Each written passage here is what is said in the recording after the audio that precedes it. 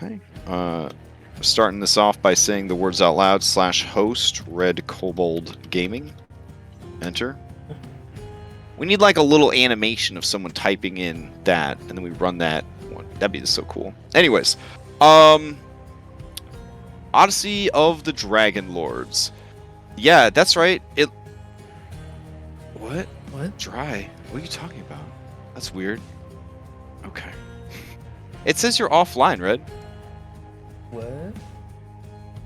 Oh, now you're online. Cool. Okay, good. Alright, so, Odyssey of the Dragonlords, it might look like we're still in Nether Seas, but that's crazy, because at the end of last session, we left the Underseas. The Titan grabbed the ship under his arm like a football, and he did like the Superman jump up through the vortex, but that didn't happen.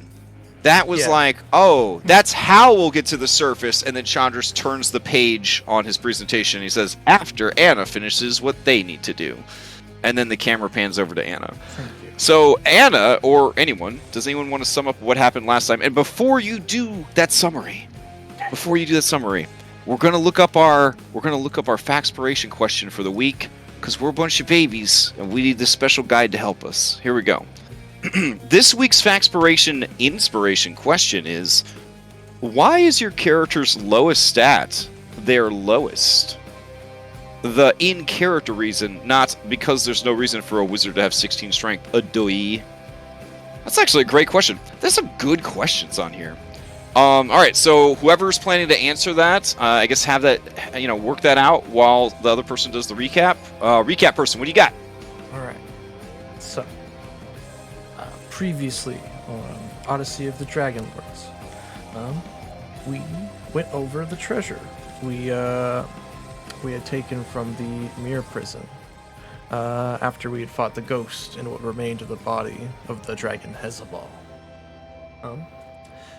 After that, Hypatia and Chandras had some tender moments after he had sacrificed himself to save her. I had woken up that same night to find a note under my pillow from her set. It had said there was someone that she needed to see.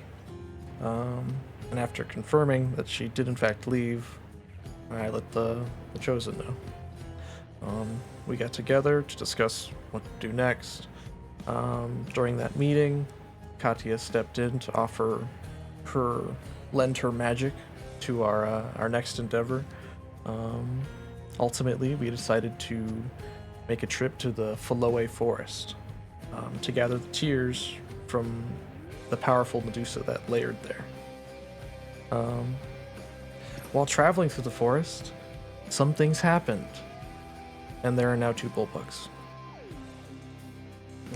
After getting close to what we thought was where the Medusa layered, Katya had the brilliant suggestion to go in there disguised, and we disguised ourselves as some local fauna or plants, some mushroom folk. We all donned a mushroom folk disguise, and we attacked them in their lair. After a long battle with lasers going absolutely everywhere, we defeated them and gathered the tears that we needed to free the Titans, the remaining Titans that are still here in the Nether Seas. After that, we went over to Titan Island to administer the tears.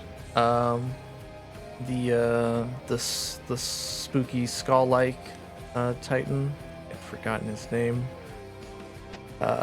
Said he did not I don't know if they ever drop their names for you guys. That's good, because I don't think they can remember their names. That's right. That's why I didn't write it. Yep. Okay. All right. So yes, the spooky skull-fanged one decided that he did not want to wait any longer, and he decided to conjure some shadow, like a shadow cart or cloud, and drifted up into the Nyx to meet us above. The other Titan, the one that was more whole, still broken, but offered to take us back up to the surface. And that's what happened last time. All right, go ahead and take your DM inspiration. Thank you. All right, nobody donated any fanspo to you guys this week because your cousins on a different timeline are going up against the Chimera Queen. Easy Yeah, I heard it fight. was going badly. Also gathered this. Yeah. Server So osmosis. yeah. It's hard when you a mod and you see that one Yes. thread has 75 messages on it. You just gotta kind of What's peek going in. on? You don't. I'll just peek in. Oh my god. They're Yeah. doing fine. No one ever tell them that they are facing a mechanically balanced version, and you guys faced literally whatever the fuck me and chat thought would be funny to put onto one monster. So your guys, we were like, me and chat were like, hey, it's a Chimera Queen. It could literally be anything. So we just grabbed every cool thing from every monster and threw it onto her character sheet, because that's how Foundry do. You could just drag and drop from one sheet to another. For them, I took that monstrosity into the Glyph monster builder, and they have a mathematically sound and balanced for their level monster, and it's still ruining their lives. So, yeah. Dramatically different power levels between the two groups, to be sure. So, I wish them all good right. luck. They will Do need they it. follow the They- sound advice of closing up the cave? Well, they actually That was a not to get too far off track, but they had a really brilliant idea for getting the monsters off the island.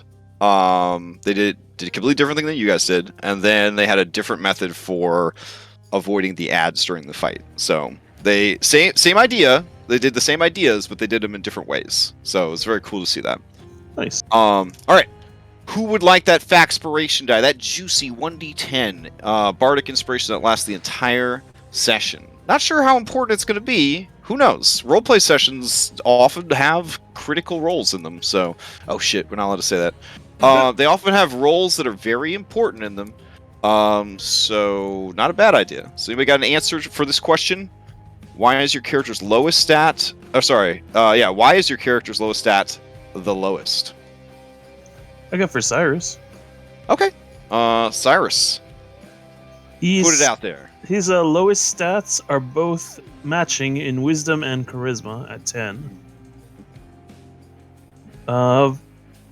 Pretty much because he doesn't exactly have the best common sense, hence Okay. the trying to kick somebody off the lava Sure. at Okay. an inopportune moment. Mm-hmm. And he just unfortunately inherited a bit of his mother's madness, probably, and Mm-hmm. his charisma's a little off. as far as Okay. his interaction with people. So it's almost like the bad wisdom brings down the charisma. Like, people see you approach, you got this regal ass jawline, this amazing haircut, you got the dope third eye. They think this guy is going to drop some mad charisma, and then you just say maybe all the wrong things, or the things that you weren't supposed to talk about out loud because this is not the place for that kind of thing. And that's sort of the... Yeah, alright. I dig it. I think that's such an important thing that people got to remember. Charisma is in no way related to your character's appearance at all. Charisma is all about your strength of personality and your sense of self. So, all right, good job. Take your Factspiration. All right, I will go ahead and put on some spooky. He gets to pick someone now. Oh shit! Okay, that means you're gonna find out someone's lowest stat. Oh, I've fallen into a terrible trap here. All right, who would you like to know about? Oof. This is the power is in your hand. This is almost like a wish spell right now. Let's not be overpowered and break the game. So Okay. let's see. King Acacius, what's his lowest stat? Oh, King Acastus. Okay. Let me check his character sheet. Yeah, it is his intelligence. His lowest stat. He is a boss NPC, so he has stupid high stats. He did not have to roll for stats. Well, maybe he rolled for stats. I don't know. Jesse Sky and friends gave him very good stats. But his lowest stat is intelligence. The reason his stat is intelligence, his lowest stat is intelligence, is one, genetic bloodline. I mean, he descends from Esther. Esther was just a bruiser. He was clever, right? Like a higher wisdom type guy, right? And cunning, but he wasn't very book smart. And he didn't value it, and he didn't have an aptitude for it, and he kind of passed that down through the generations. Being a royalty his whole life, people saw that King Acastus was just not a scholarly guy, and rather than like make him feel bad about it, they just kind of like, you know, had him focus on other areas. So he was, even from birth, he was a very good fighter, stuff like that. So they kind of just moved away from that. So he's never really had a reason to develop his intellect. Didn't need to learn a bunch of languages because, you know, he has an entire staff to do that for him.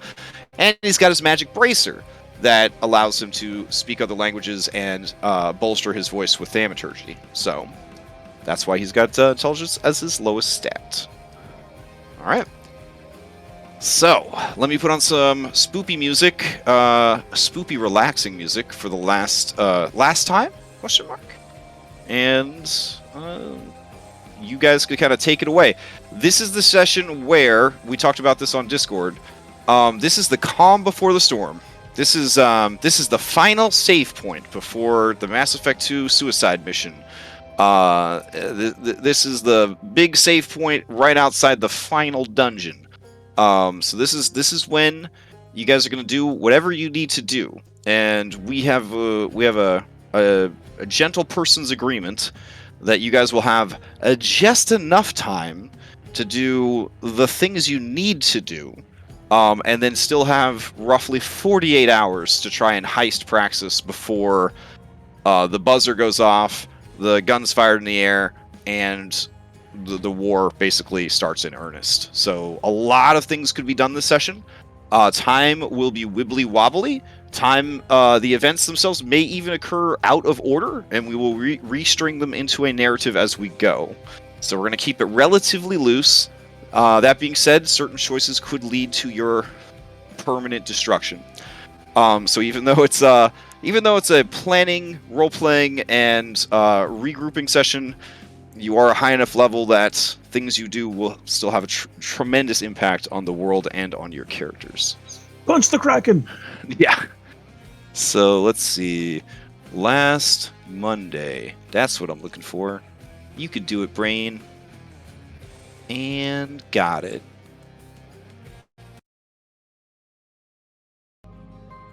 Yeah, when clicking a button makes you feel like you're doing a good job. All right. So, take it away. Red, you and Anastasia are the ones that had us rewind the clip. So we're gonna just pick up the session right as the camera kind of shifts over to you, and we'll just pick up right from there.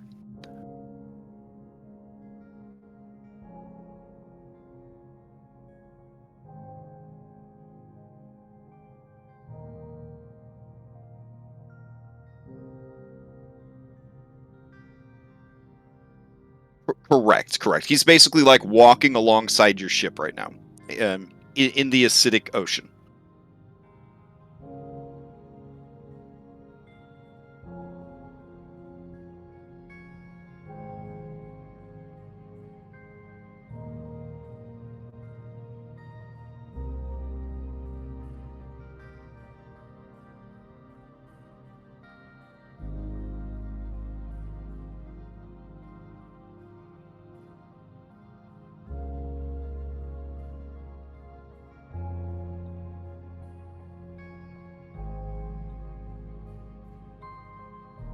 Oh, the ship map? Okay.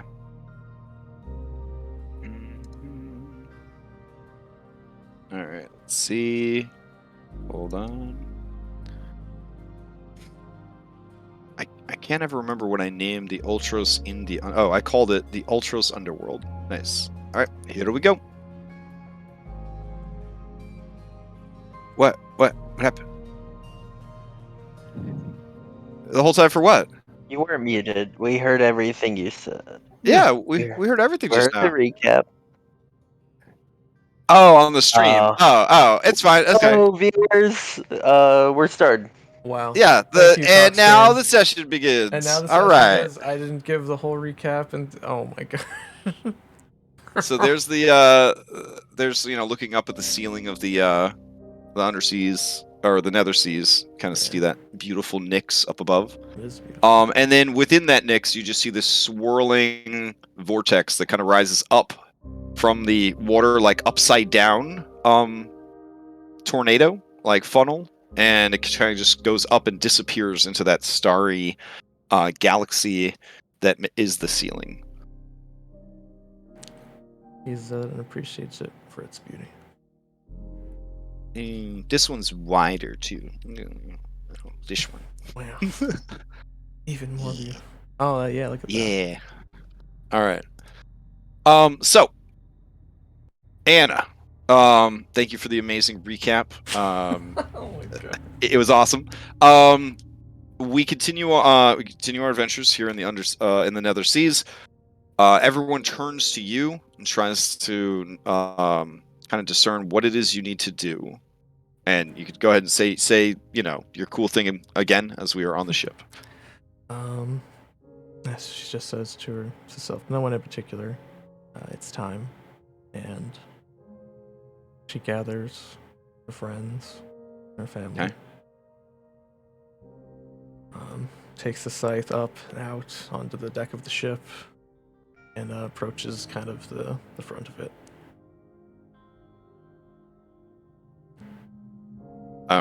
Dimitri sees that you're approaching, and he looks over at you and he says, "Oh, I didn't see him. I'm brooding here. Do you need this? Do you need this spot?" Oh, it's okay. You're fine. I feel like I'm intruding now.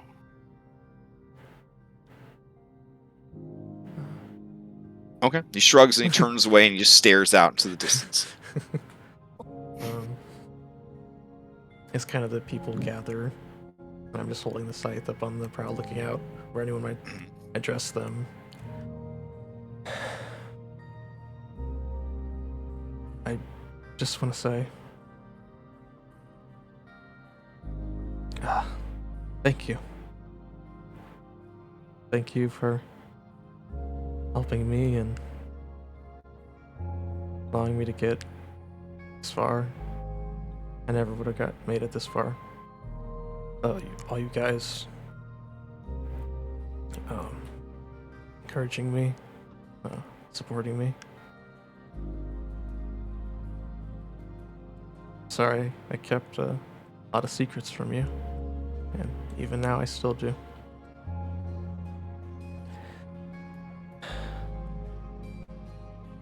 I decided that... Hypatia's just, like, surreptitiously walking around you, drawing a circle.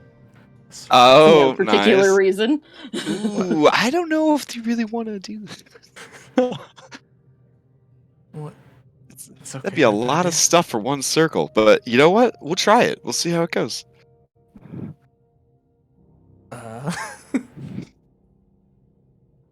Like, not saying anything. Don't let me interrupt. Go on. Yeah. Okay. I don't notice. Okay.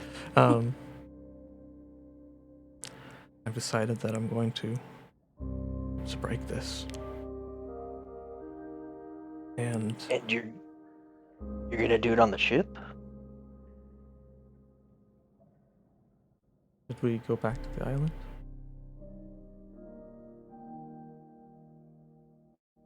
Just He'll kind of wave looks feel away and be around. like, I mean, it's probably fine. It's probably fine. There's a lot of people around here that could be put in danger. I'm casting magic circle. It's probably fine. I should be muting my mic tonight. Hold on. What's that do?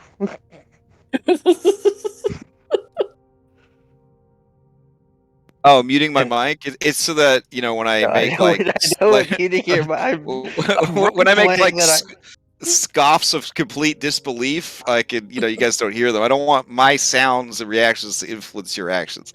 So, anyways. I'm just... I mean, I trust you both, but...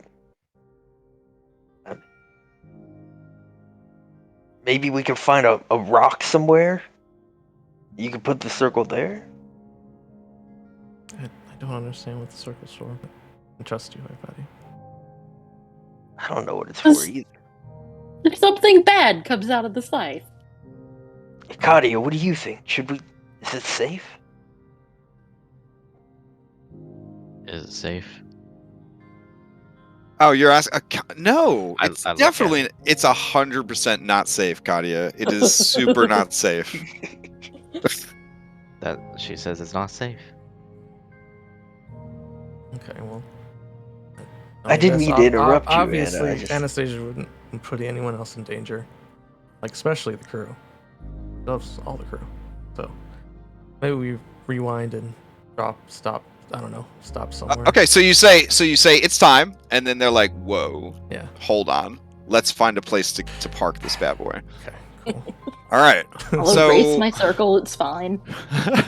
Chandra says, it's not marked on the map, but there is a small shrine to Lutheria nearby. We could perhaps release them there. Perhaps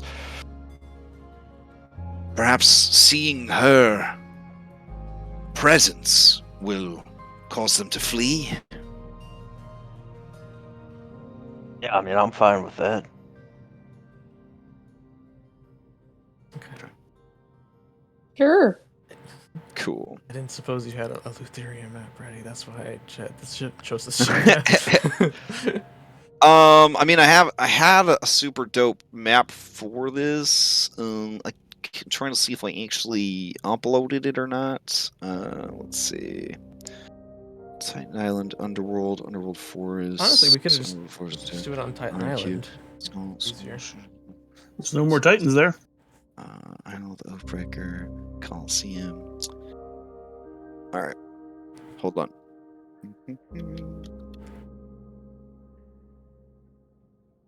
But she definitely does yeah. So all of the kind of the speech of thanking everyone for helping her get to this moment that she didn't think she would ever get to.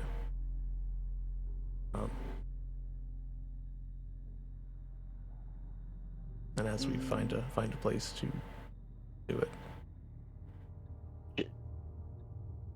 All right. Should we assemble a B team?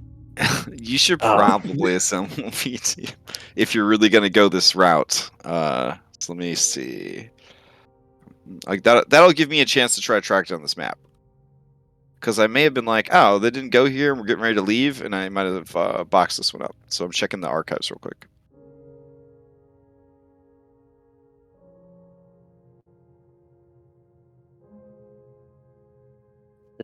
Probably the bull bugs.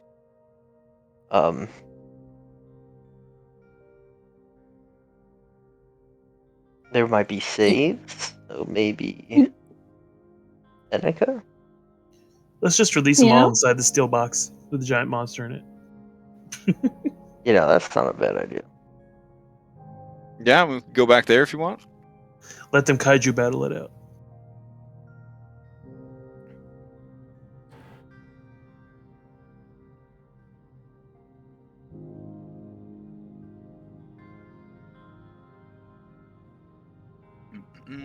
So you want to open it inside the Iron Cube prison that you went to earlier? Or Titan Island? Or do you want to go to this small island shrine?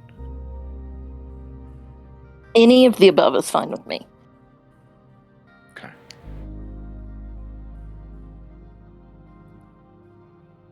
Alright, let's see. You are the lady with the scythe, so shall be your call. No pressure. There wasn't any pressure at all until everyone started looking. She chose the ship. Like, Didn't choose the ship. Only map I knew he had. I didn't choose ship life. Ship life chose me. Okay.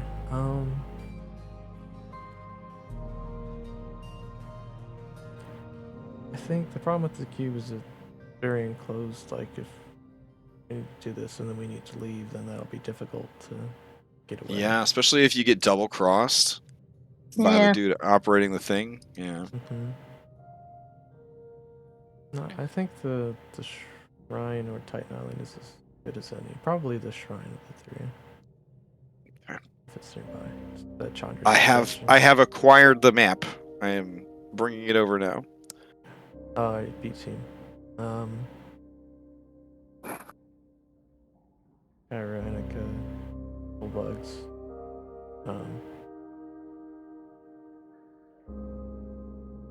You want Crusher Smasher there for your big moment. Know the reason, right? Ice cold. Actually, Ice cold. I think Crusher and Smasher would actually be a good choice in this scenario. Damn. You do. For emotional support for Anna. And no other reason. The only reason.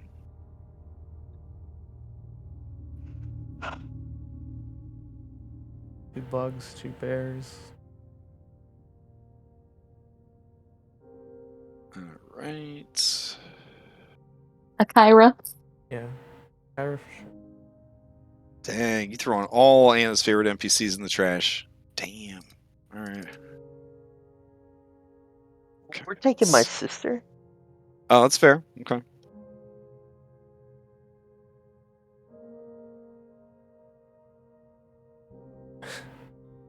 I mean, I hate to suggest it, but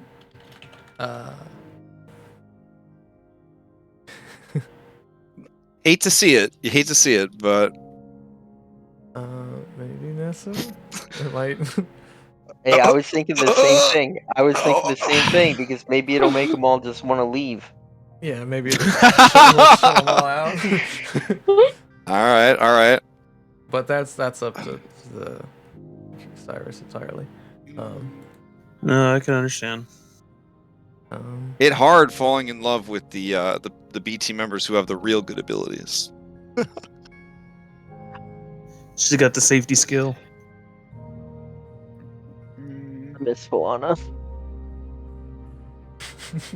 I do too. It was not my idea to leave her there. She was a good candidate. Could have been Praxis. Okay. You guys, I'm assuming you want to take the jolly boats over, but not. You don't want the ultras to be too close because you don't want the crew to be exposed to whatever comes out, right? Far enough to not be in danger, but close enough to protect. Okay, I'll try my best. Ideally within 500 feet. All right. Oh, right. For evac magic. Yes. All right. I thought we were having a roleplay session. Now we're gonna fight some crazy. Hey, it's a potpourri session. It's a potpourri session. I don't even know what that means. It's Potpourri like a. smells bad. It's a mix of many different scents and flavors. Okay. All right. Let's see. Drag out them heroes. Except we're down and we're set. So drag out that grandma. All right. Oop. Wrong layer. Drag out that grandma. Boop. All right. So my understanding is, and I'll go back to the ultras with you guys now, because the map is ready for you guys. All right. Let's see. Okay. We got 2 bullbugs, and you want to bring 2 bears? Is that for real? You're bringing the 2 bears? Okay. All right. Okay. And you're bringing Nessa. All right. Who's the 4th person? Kyra. Kyra and Annika. And Annika. Yeah. All right. Kyra and Annika. This is how we get past the 5 B team limit. Is we just duplicate them. Keep getting twins. Yeah. You could take Testicles and Spectacles. We're good. I only have one ability though. Yeah, but they'll get Hey, even stronger if you save their third brother, Isocles. He was taken prisoner and is held in Praxis. So, just so you guys know, he's a What are those powerful. again? Maybe Like, it's- what are their abilities he's a- again? I think that might actually he- be Enhance ability. ability. Yeah. Yeah. Maybe that's it's not for time we saving throws. combined Cremis and Issa. This turns into some kind of weird They'd gacha probably game see, where you. Oh, they'd wait, probably see a lot more Issa- play, I'm just saying. Yeah. Issa, Grimace, So in the and Vulcan. Vulcan. Post campaign, there'll be a new currency called friendship stones, and if you get enough of those, you can smash your B team members together to make bigger B team members Oh, no. or teams of B team members. Dire. CC What QC, yeah. Full bugs riding on Philippa 3s. You're gonna see, yeah, you're gonna like Philippa 3's gonna turn around, but he's gonna have 3 bullbug heads, and he's gonna be like, "Let's play, Phil." It's gonna be. Let me tell you no. about this time when there's this picklesaurus and he had to go see his girlfriend. And But it's three different bullbugs singing at the same time, slightly out of sync. Oh my god. Well, now I feel ill. Okay, let's go over to the shrine. Here we go. I don't know how you fit all these beefy boys into them little tiny boats. But I did grow up in Naples, Italy, so I've seen a lot of people fit into a very small car and all of their vacation stuff. I guess they rode on the roof of the boat. But they all make it over there. Fantastic. So the last thing I need is to just put this one last thing up, Anna, and then you're good to go. So if you want to prep everybody for what you're going to do, you got a big speech planned or anything like that? Yay, nay? I did part of the speech. You'll probably have to start it over because everyone kind of got a little distracted by the imminent doom. It was all Dream was include all the muted. crew that she was thanking. Yeah. Yeah. Okay. The huge risk that they took to journey with us. Okay.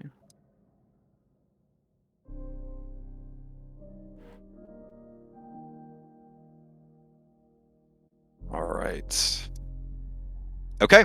And here we go.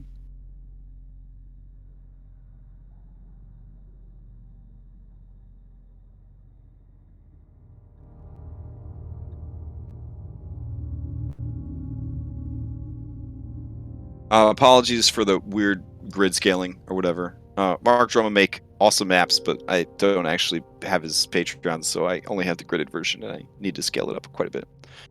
So. Oh, here. Here's even more ominous music for you, Anna.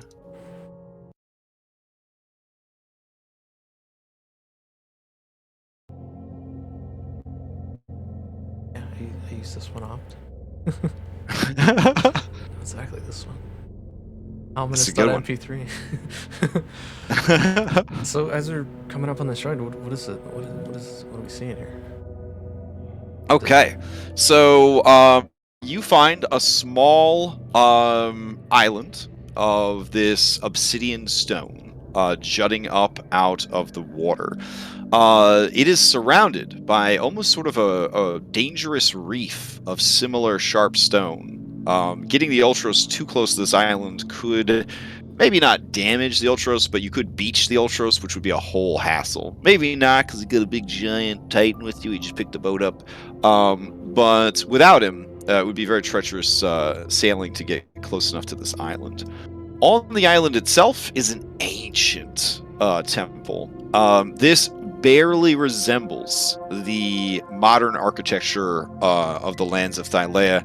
You can see sort of the hintings of it. The smooth stone, the pillars, but these are all obelisks of of stone inlaid with intricate, almost verniculated patterns of gold inlay. The stairs lead up and up and up some more to sort of the flattened top of this rock, where there is what appears to be a pool completely still of molten gold.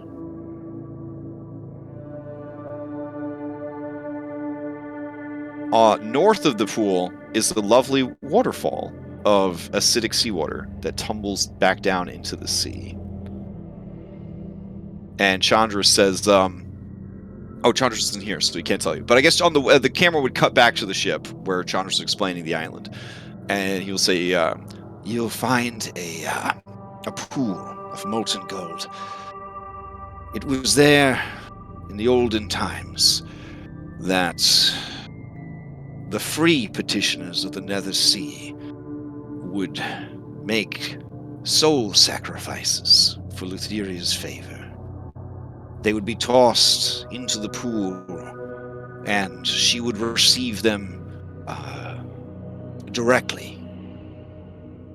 Their essence broken down into power for her. It's important then that you don't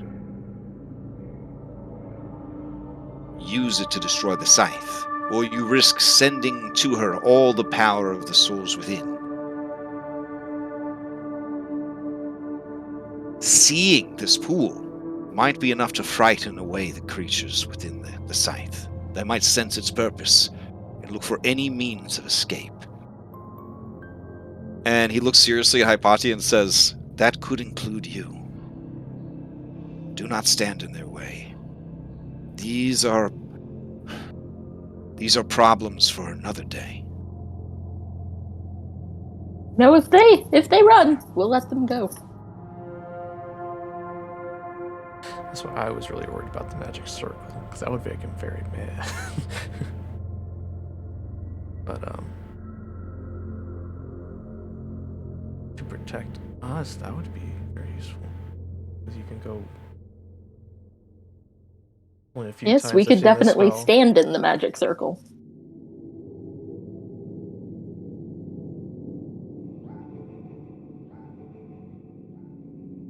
I can do one for us and one for NPCs. Okay. Very well. We'll ascend the staircase to the topmost.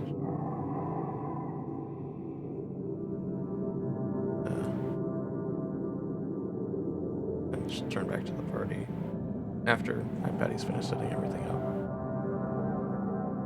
I'll go ahead and set up 2 magic circles. How tall is this staircase? Oh, God. By the time you reach the top, you are at least 100 feet above sea level. So they are very steep staircases. I'll say it, if I put it at the bottom of the stairs, do you feel like you could run and jump in? Or do you want me to put it up there? Oh. Yes. I'll put it up here. Oh, no, There. you can put it down there if you want. You can put whatever you want, Patty. It's too late. I already clicked. Okay, that's fine. Let's everybody to get the magic circle, then I'll put another one. As soon as you break it, I'm pulling you in. Thanks, Phil. Yeah, I don't know what happens next, but I'm glad you're here with me, all of you.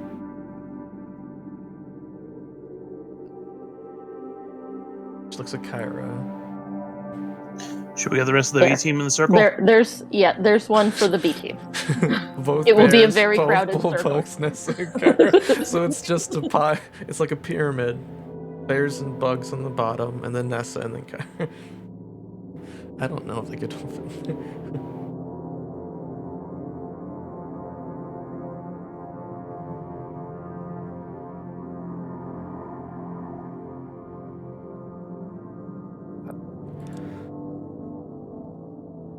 Okay, is everyone ready? Okay.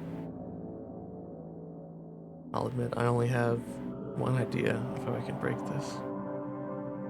Doesn't work. Okay, so Pretty that's sure the when I circle get- right there on the floor? Yes. Okay. Do you have a color preference you'd like for it? I could throw an animated one down for ambiance. I mean, sure, if you want. Okay. Let's say Yeah, hell yeah. Let's say it's pink. I feel like Okay. everyone always goes purple for magic, but I want pink. Oh shit. JB2A, they're calling you out. Do we got a pink? Let's check it out. Let's see. Alright. Generic magic signs. I think we have a pink? Let's see. Yep. Dark pink. Abjuration. Oh, that's pretty dope. Alright. JB2A just making the world a better place. They're absolutely incredible. Alright, how's that? You don't see it. Oh, you guys don't see it? No. What? Unless you put it somewhere there we very go. inconspicuous. No, it There just we go, now we started. see it. Okay. Wow, look at Weird. that. I think you need the loop. Alright. The loop version. Is there a looped version? There should Let's be. see. Because they do like Wait, a is that start not and then doing an it? end. No, it does. But there's like one where it just like keeps like when it's like full power, and then they have one where it goes away. Yeah, their stuff is incredible. Let's see. We got Abjuration, Loop, Pink. There we go. All right. Maybe.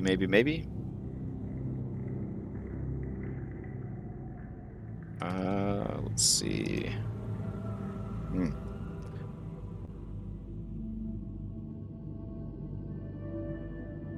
Ah, here we go.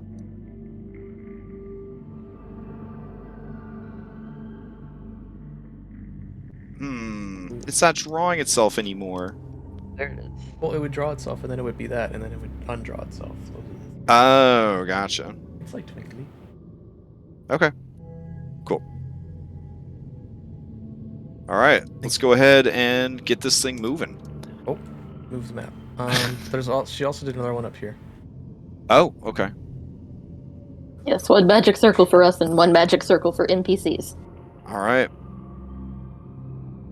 Let me move all of those NPCs in there. I mean, Bullbug can stand on Bullbug's shoulders. Yeah, Okay. wait. Oh god. Well, Nessa can fly, right? Right? Yeah. And I feel like Etika's just on top like a cheerleader. All right. Kyra's not gonna be back there while Anna's up there. In fact, Kyra's gonna stand next to Anna, not even in the circle. You're gonna give me 2 people to pull in? Okay. I'll be alright. All right. Like, if you stay in the circle, Kyra.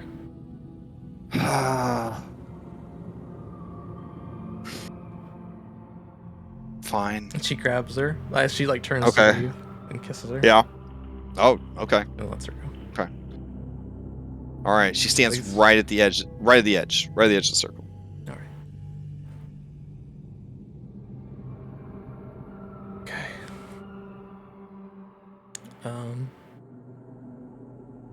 So Anastasia takes the scythe. She looks at it. Kind of runs her nails across like the crystally bladed part. Looks up at the Nyx.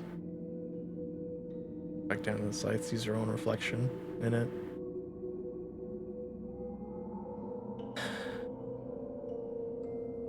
She starts to sing.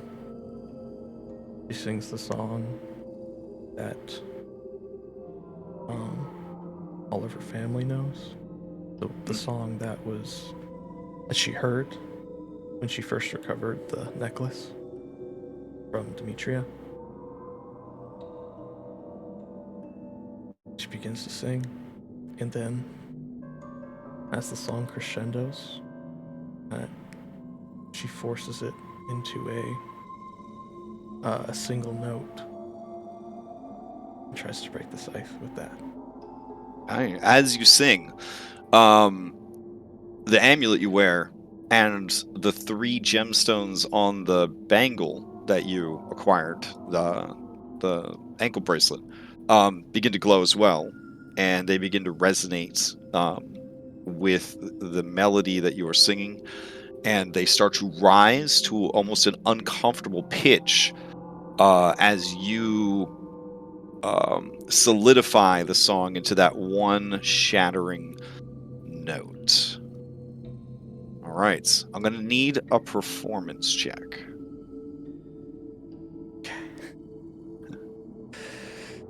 Whew, okay. Kyra inspiration.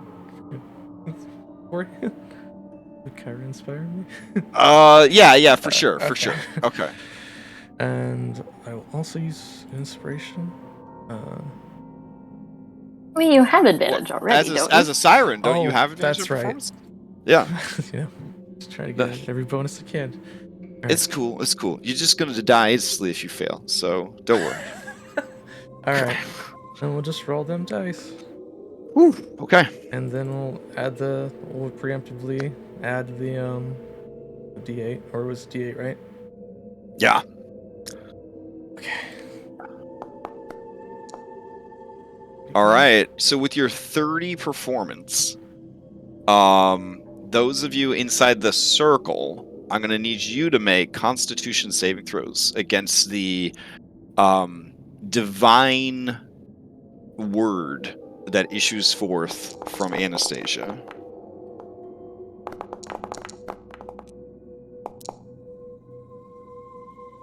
God damn you guys. Knocking it out Holy of the shit, park. y'all! What? Save them! Okay. For what? I'm gonna roll a hit die to heal some HP. Yeah. And I am also not afraid. Let's see. All right. You utter forth a divine word, and it has no impact on your allies at all. One, because they all had a shitload of hit points. But two, because they just rolled like fucking badasses. In fact, you guys close your eyes and you let the sound wash over and through your body. And your characters have never been to a modern day concert and stood next to the wall of subwoofers, but that is what it is like. The sound is physically passing through your bodies. You see the gold of this pool ripple ever so slightly as the sound passes. The scythe that I assume you were just having it hover in front of you while you sang to it, or were you holding it while you sang to it? I don't know how I would hover it, so I'd probably be holding it and singing into it. All right. It vibrates violently. It begins to glow intensely. You maintain the notes until your voice is the only reality here. The light is so bright that no one can see, and the only sound they can hear is that note carried by your voice. And then all at once, there is the sound of glass shattering, and the light vanishes, and you see the shattered remains on the ground, scattered all about. And you can gasp for air because you have shattered it.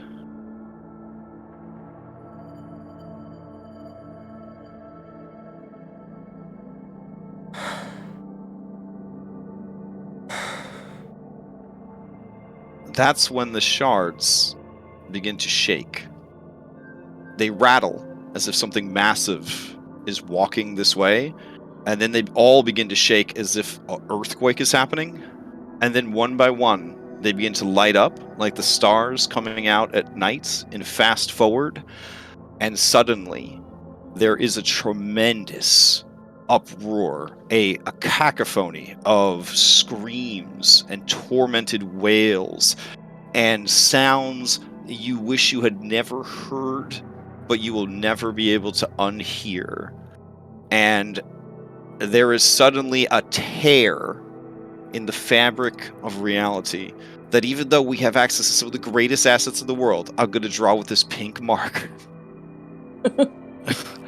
And bursting forth from it are quite a number of very angry and very, very pissed off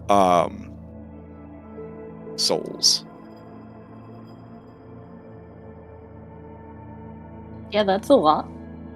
Because of your magical circle, they sort of wash over and around this pillar of magical light that you have made. Anna, you are kind of blasted back, having to fan your wings or fall down the stairs. Kyra instinctively goes to reach out of the circle to try and go to you. Anybody? Anybody? Going once? Going twice? I stop her because Okay. All right. All right. So yeah, you grab hold of Kyra and pull her back before she can leave the circle and possibly break the circle. And this just continues, just a swarm, just all the while screaming. As they head towards that golden pool, they instinctively veer away from it and begin going in every direction but towards the Scythe and towards the pool. So they begin to kind of split and go in different directions. This goes on for a long time as these vile and absolutely unredeemable spirits of evil are set loose into the nether seas. Eventually, they dissipate.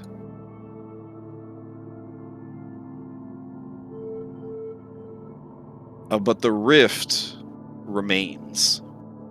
And you see, kind of writhing up through are, of course, these shadowy tentacles of a massive size. They begin to sort of squirm their way up and out into, into the world, or at least into the Nether Sea. Let's see. Where did I put my tentacles? The tough questions you have to ask yourself. Let's see. That's what a truly elder god has to ask. Yeah. Where did I put my tentacles?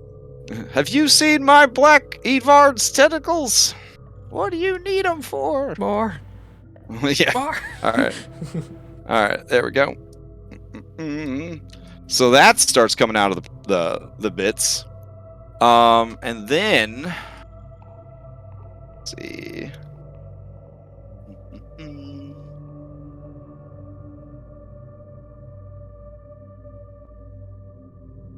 These start coming out.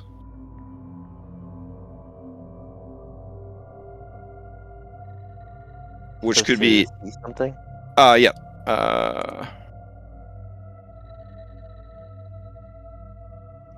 You see slithering chitinous creatures, combinations of all the worst bits of every invertebrate, mashed together into what only a madman would assume is a life form. They radiate a hatred for all things from a world of reason.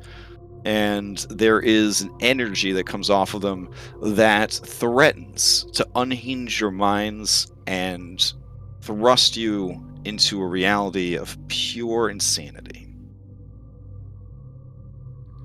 They look about, flexing their many limbs and blinking their many eyes.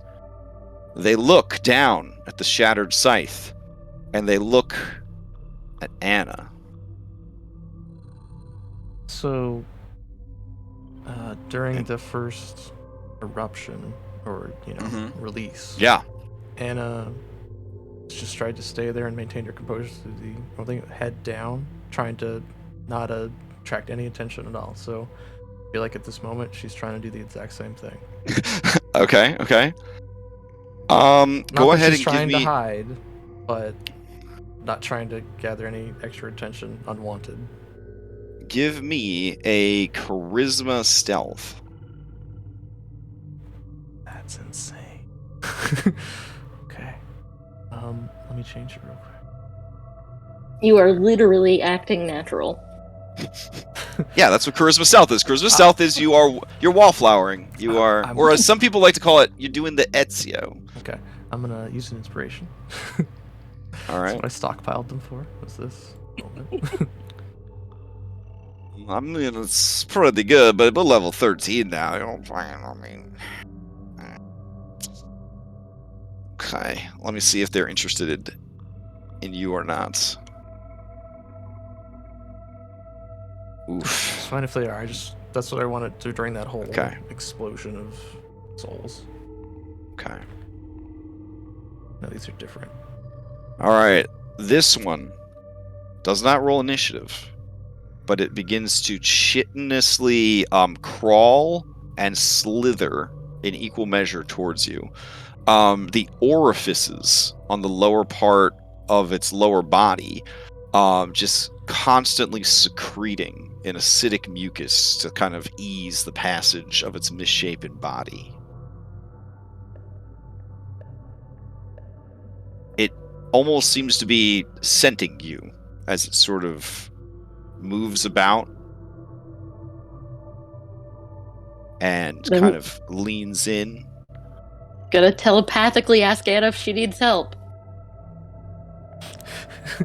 I think telepathically there is a scream, but she does not ask for help. I think. Well, with the scream, I would cast a wall of force immediately around you. Okay. Oof, that's a good play. That's a good play. Okay, so as it's approaching. Mm-hmm. Okay. Yeah. All right. That's fine. You're so- in like a then- 10-foot round and a bubble. Okay. So, Hypatia, do you want to go with the cinematically dope, but mechanically meaningless cutscene of you create this wall of force and it just chops off like the tip of one of the tentacles as it's like reaching out for Anna's face kind of thing, and then it pulls its body Yes, back? definitely. Okay. All right. And it pulls Definitely. its body back screaming. "Ah!" Just this horrible, like, keening scream. And then the other two begin to scream as well. And then from within the rift, you hear a deeper voice laughing. Flopping about like a fish out of water is the tentacle tip, and it just sprays a black ichor that, unlike blood, begins to crawl around on its own like some sort of sentient ooze inside the wall of force with you. The creature backs away and looks down at the rift, and then makes it looks at the other three, and one by one, they disappear.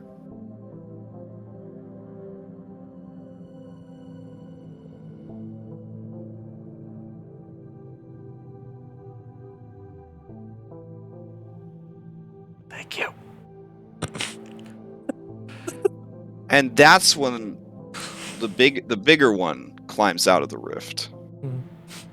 Always a bigger fish.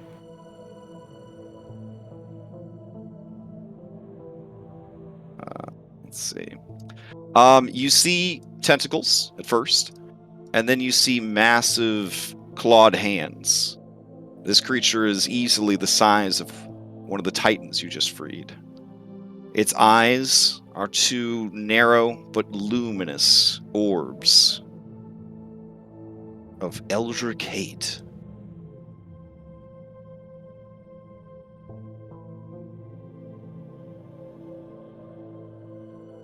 As it appears, the circles, you hear a shattering sound, and the stone inside the circle shatters. The circles begin to flicker and fizzle and go out. The creature looks around, and in your minds, you hear a single word. Good.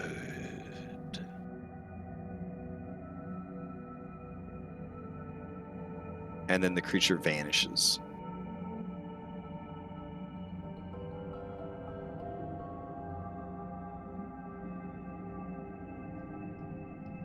And as it vanishes, the shadowy tentacles vanish as well.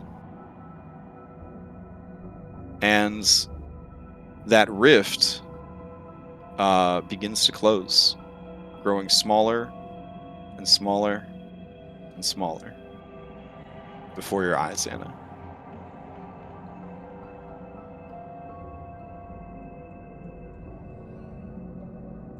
What have I done?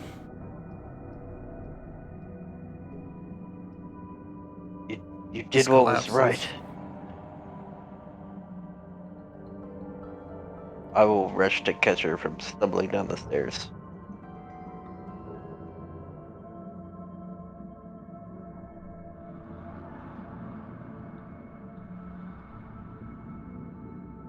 All right. As it is about to disappear completely, you see one tiny ball of light slip through before it disappears.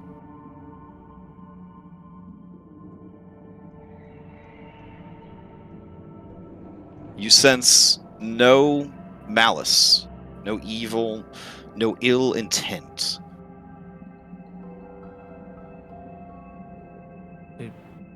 Reach out for it.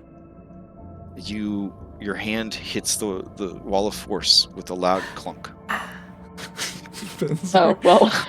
Wait, the difference between Dungeons and Dragons and a movie. It's like, yeah, it's the fish tank donk. And then I'll be like, oh, sorry, and I'll drop it. Okay. Okay, I had assumed that the wall of force also broke. That's why. Oh no. Right, with the shattering of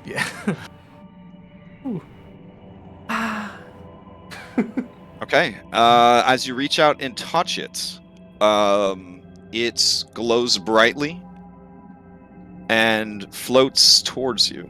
Some of its light goes into the gemstones on the bangles you wear, or the bangle you wear, and some of it goes into the amulet you wear, and the rest of it moves into your chest and disappears.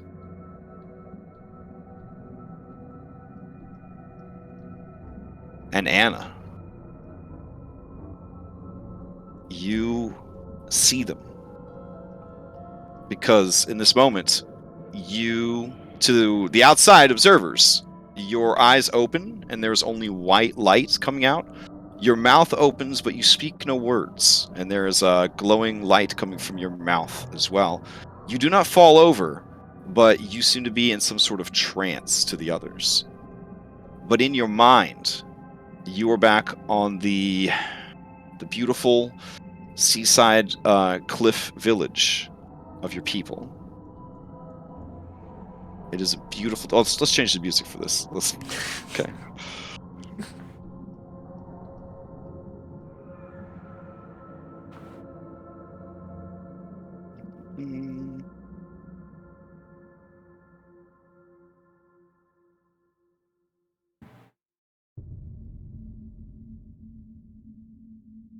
Yeah, it's too spooky for a good flashback. Here we go.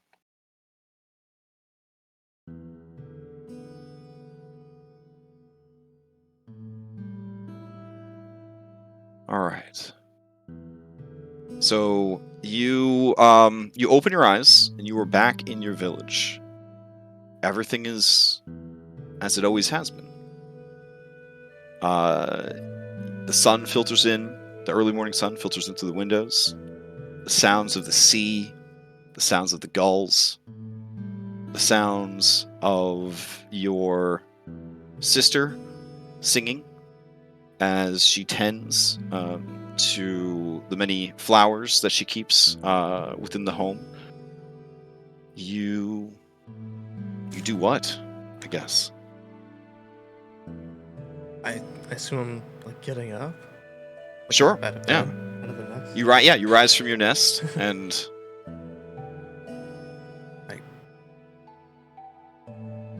Just taking it back.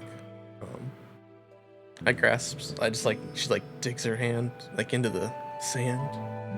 mhm. Lets it fall through her fingers, and then gets up and is looks for her sister. And you look and you see your sister, and you see past her your mother. She is kissing your father goodbye because she is off to go with the other hunters and sort of patrol the coastline looking for good viable game for food and for scrimshaw and the other trades and crafts of your village. Your father, a portly siren, a lot of work to fly, a bit of a homebody, beautiful mustache. He has packed her a lunch, and they embrace and they're kissing. And your sister kind of yells at them playfully and shakes her head and shakes an angry fist at them. Both your parents let out loud belly laughs. And it is the first time that you have heard their laughter in a very long time.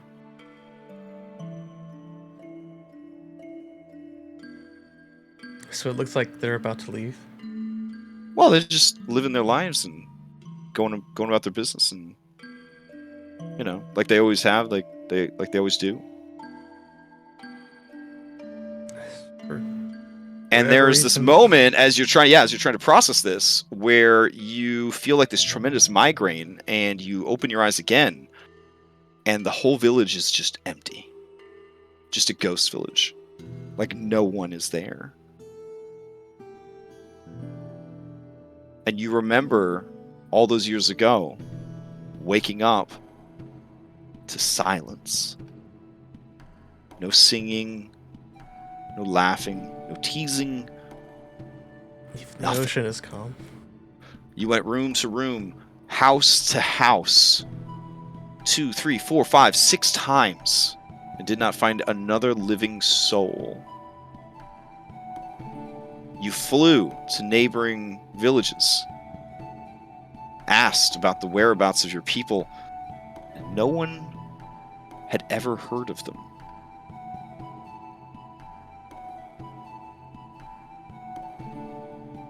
You shake your head again, and you're back in that moment, and your sister is running up to your parents, and she puts a flower in your mother's hair and feathers, and a flower in your father's hair and feathers, and they embrace her. And they look, your father looks over towards you and says, "Oh, Anna, get over here." She leaps to try and join this hug. And nothing stops you. You fly to them as swiftly as you've ever flown before, and you embrace them. And your father says, that's a good hug. You must have gotten up early today to watch the sunrise. You always seem so fascinated by the sun."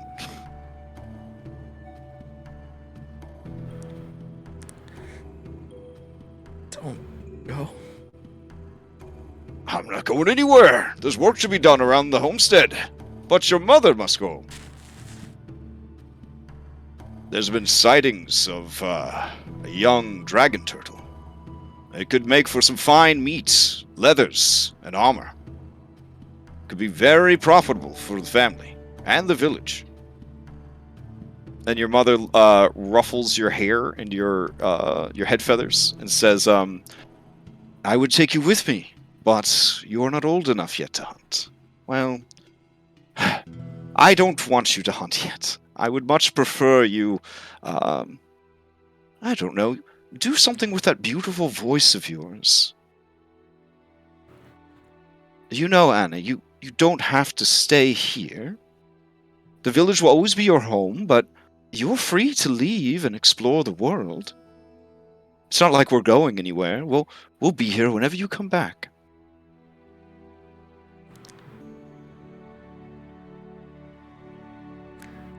"Anna, is something wrong?"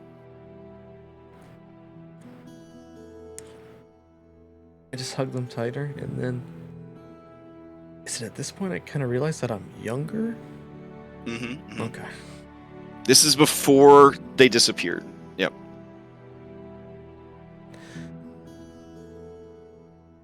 And you find in a sudden, like, as you close your eyes to enjoy the embrace of your family that you will not let go of, you open your eyes and you are standing apart, watching your younger self embrace your family and talk to your family.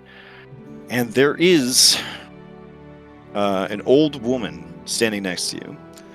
She has very short silver hair, and her skin is so pale as to be almost like snow, like the shimmery, beautiful snow that everybody thinks of when they think of snow. Not the dirty, real snow, but like perfect snow.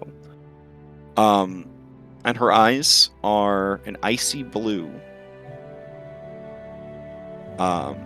She reminds you a bit of Valis, and also a bit of Kyra.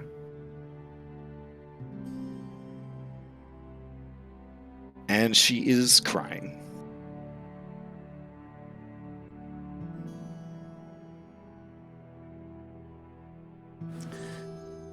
And Inna pulls her hand back after realizing that she's been reaching out this whole time.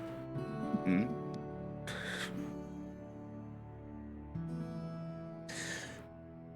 And the old woman turns to you and says, Anastasia, I am sorry for what I did. I did what I thought was best. But I have watched the pain you have endured. And I feel that in the end, perhaps I was wrong.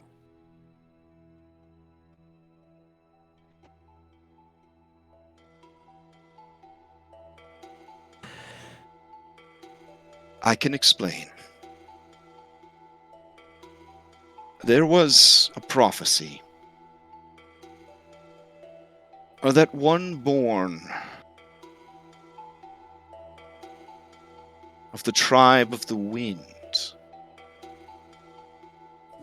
would rise up to reclaim their ancient kingdom and would deliver the most absolute vengeance upon those who cursed their bloodline.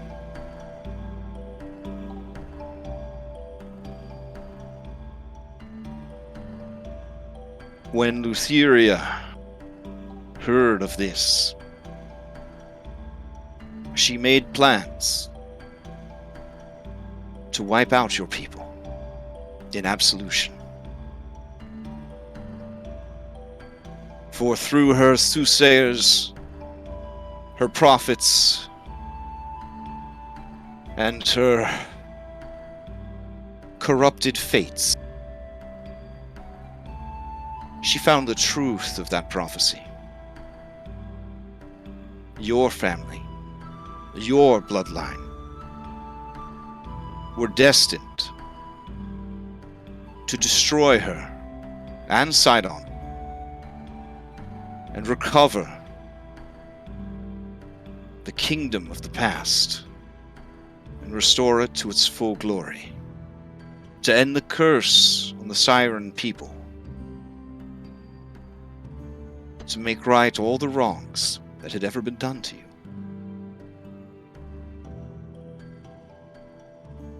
She would not abide this, and she made ready to come for you and your family, and any close to them by blood. And so,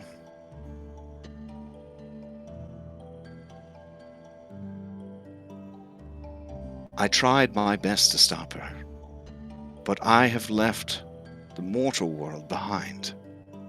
And there was only so much I could do, so few champions I could muster on such short notice. They tried. But as Lutheria and her minions laid into your people, butchered them, tore them asunder, my champions were cut down as well. In the end, it was you and your sister who remained, and so I hid you from her I hid you from everyone, lest they betray you to her. But in doing so, I may have overstepped. I may have gone too far. For the blessing I placed upon you was more of a curse. You and your sister were forgotten, as was your bloodline, by everyone.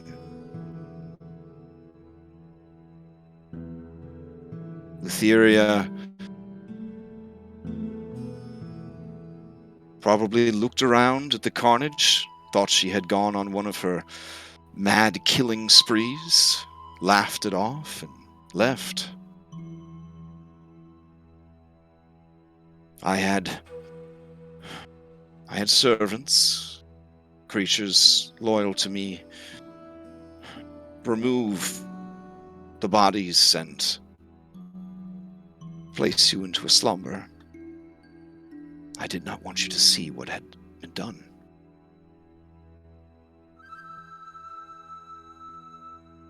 All of that took a great deal of energy, for there is a strong barrier that keeps those on the outside from affecting the world within. I had to have faith that my protections over you would be enough, that you would find your way, and that you would fulfill that destiny.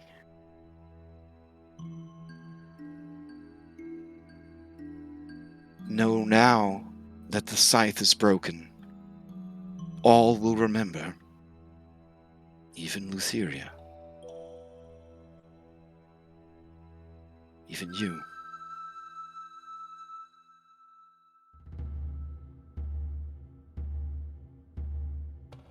I hope that you are strong enough now.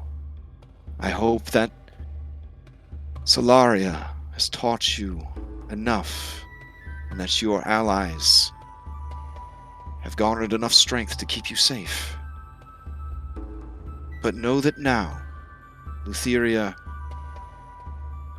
will always view you as a threat.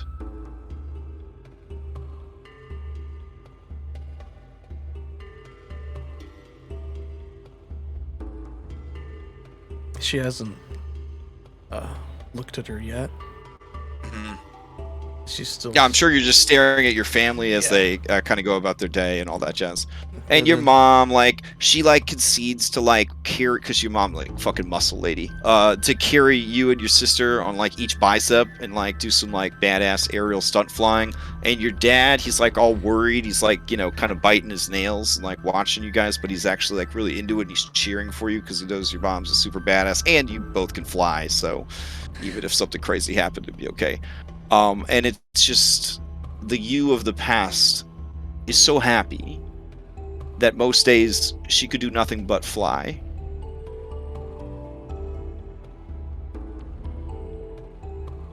And so, as she's watching this, she brings her hand back to her chest, smiles contently, turns to her and says, "Thank you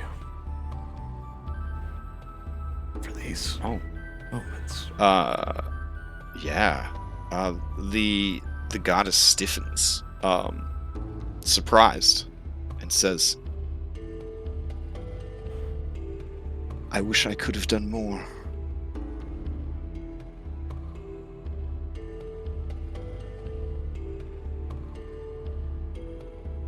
But thank you." She tries to take her hand, if... Yeah, okay, she allows it. It is ice cold. You did the best you could. And that's all we can ever ask of ourselves.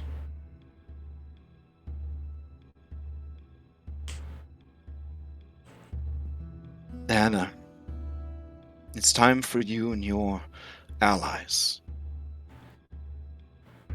to finish what none of us could do. You must put down Sidon's ambition. He has spent 5 centuries stoking the fires of hate and revenge peace is not an option when it comes to Sidon. He will fight with everything he has, sacrifice everything he has to win.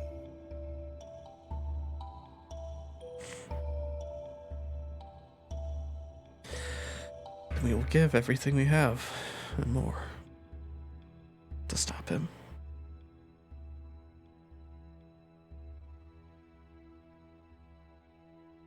I know you will. I must go. But if you'd like, I can take the souls of your family with me to a place where neither of the twins can reach them. A true heaven.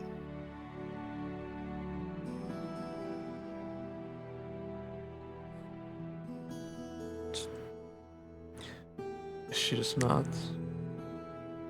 Starts crying again. Looks back. The scene.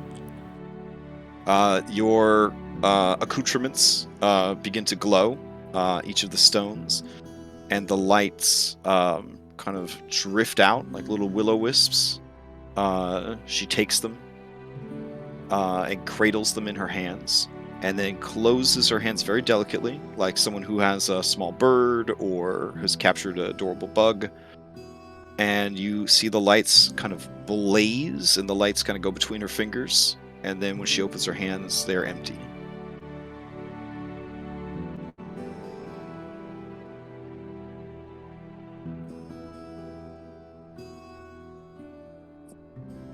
Anna, after everything I've done to you, would it be unfair of me to ask for a favor?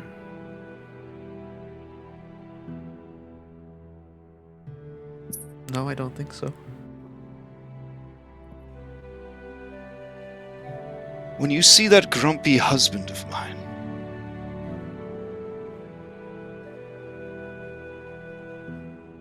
tell him it's okay to be happy, Iron Belly. She laughs and smiles at that. Nods. I will. All right. And as you kind of close your eyes to blink away the tears, you hear you and your sister say, "One more time! One more time!" And your father say, "You girls be careful!"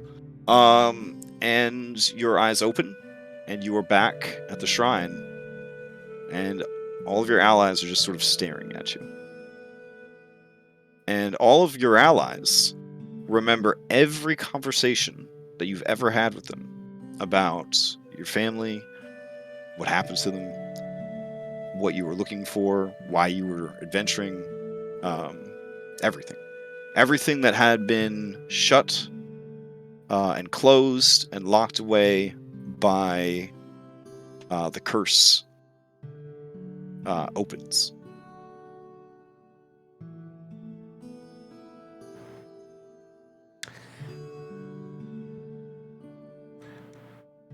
She looks at all their faces and recognizes this. She just gives them a smile. And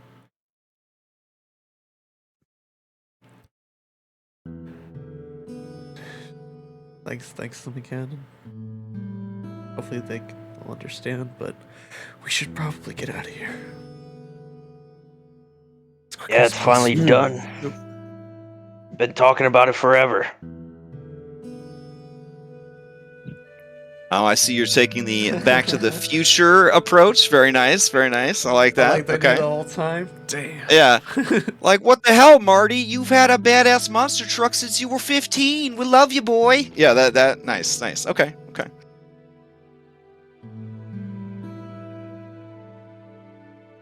All right.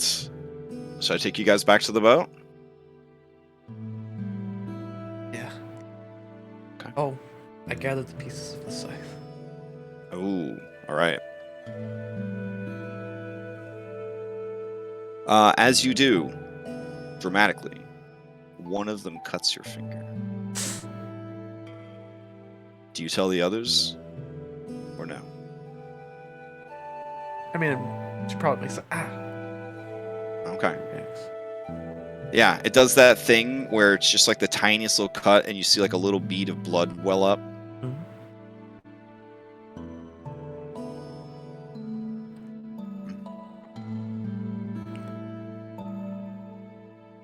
All right, I'll take you back to the ship.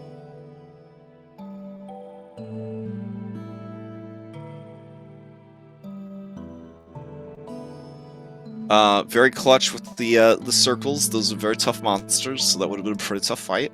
Good job there. They definitely didn't want to linger if they couldn't beat you guys up easily. So, good play. Good play.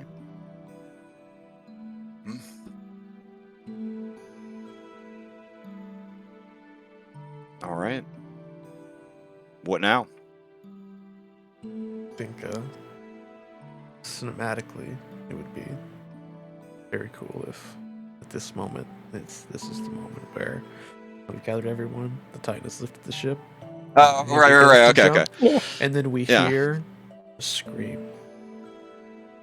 I don't know. Oh, of indignation and recognition. Uh-huh. Oh yeah, for sure. And then right as Yeah, we you leave actually the hear underworld- very clearly, as if Lutheria is 1,000 foot tall kaiju. You hear Anastasia as it just kind of like echoes and reverberates. You see the cubes that are like hanging from chains start to jostle from the intensity of that scream. And the Titan, who cannot remember his name, we'll call him Nameless Titan. He pops a squat and then leaps up through the vortex. And then the scream cuts off right as we transition. into the- Yes, fantastic. All right, he does that tumbling forward flip because of the reverse gravity effect, and then bursts forth from the maelstrom, and helps you and the ship kind of swim away from the Charybdis. So I can take you guys over there to once more bask in the glory of this beautiful map. It's so beautiful. Okay. And then he kind of pulls you away from this whole nonsense and out into the open sea. All right. Do you guys want wider world or do you want surface ship? See the sun. Which would be better for your planning or role playing or whatever? Probably ship. Yeah. All right. I want to see Oh, the ship. sun. Okay. Sun. All right. Fair. Okay. All right. Time for the bright air. Whew. All right.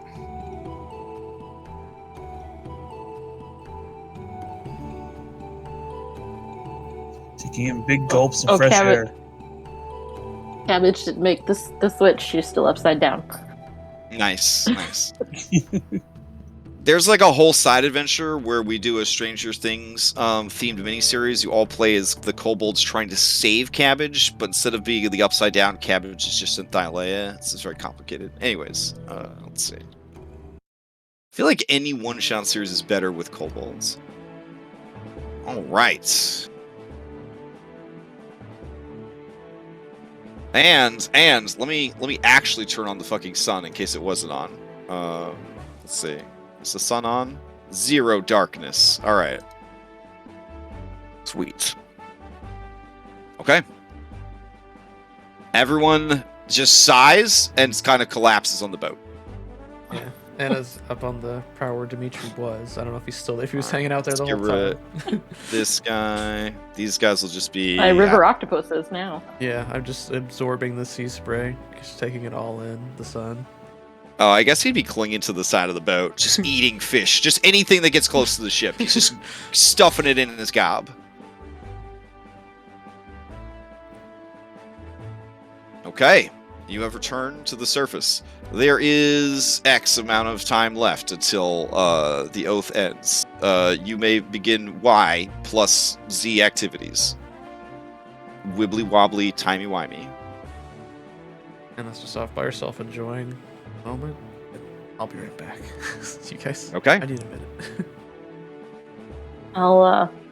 I'm just gonna ping reset with a sending.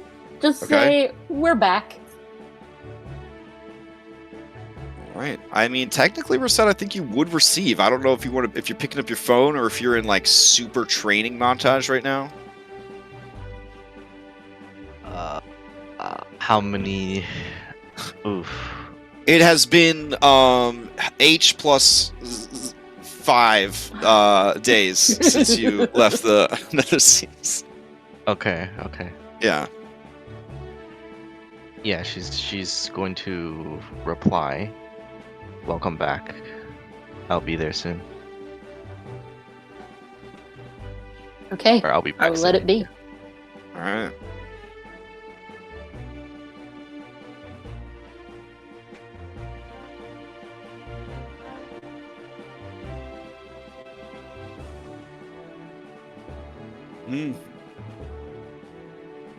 Yeah, Phil's just kind of laying out on the dock, getting his tan back.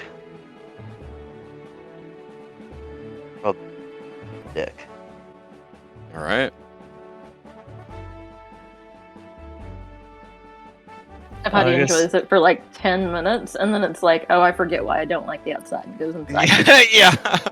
You start to get really sweaty in your robes, and there's like just a lot of moisture from the sea spray coming up, and the ship's rocking a lot. It's like, oh, and you just head downstairs. Yeah. All right. So Cyrus is going to try something. Okay. He's going to find a small bowl, like a metal bowl, Mm-hmm. and light a fire in it, and try to commune with Elsia through the fire. Oh shit. Yeah. Okay. You go deep into kind of prayer, essentially, and you hear on the other end of your praying, you hear is somebody praying? Is someone praying to me? Hello, Auntie.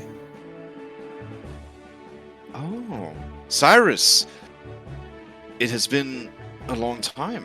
You still live. We've returned from the Nether Sea.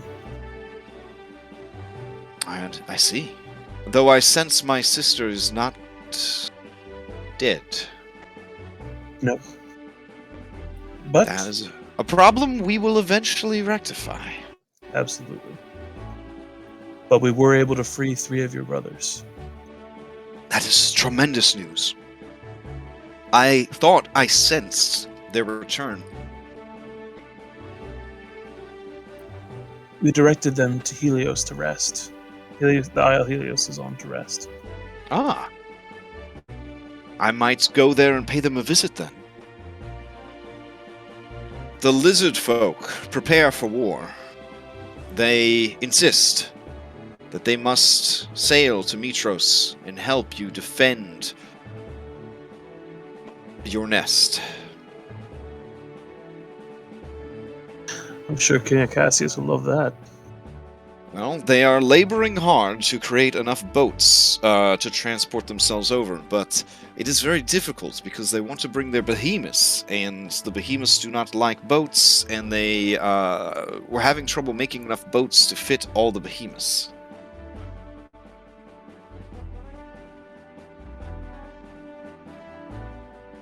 I wonder if any of the Indigo Isle will have boats big enough to transport such things.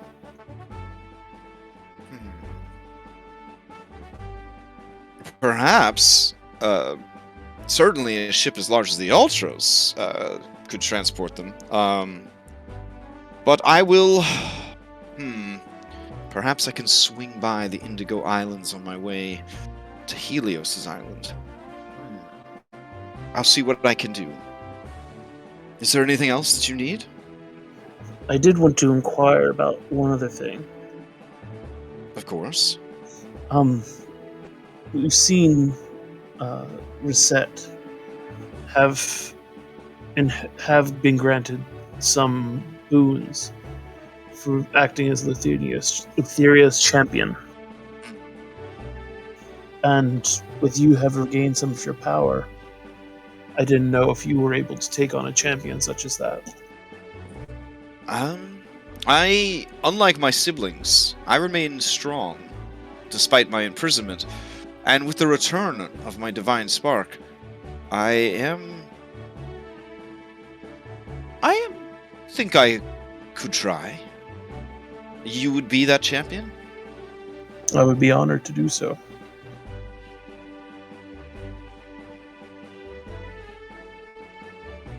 Give me some time, and sleep well. I will try my best to navigate the Nyx and visit you. Thank you.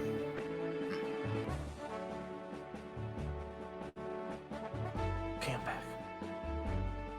Okay.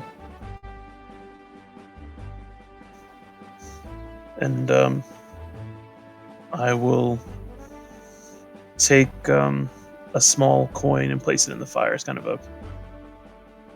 Oh yeah, the melting point of stuff like that is pretty high, but in this instance, it melts and bubbles and evaporates very, very quickly in sort of a phosphorus kind of white hot flame, and then the small brazier bowl extinguishes.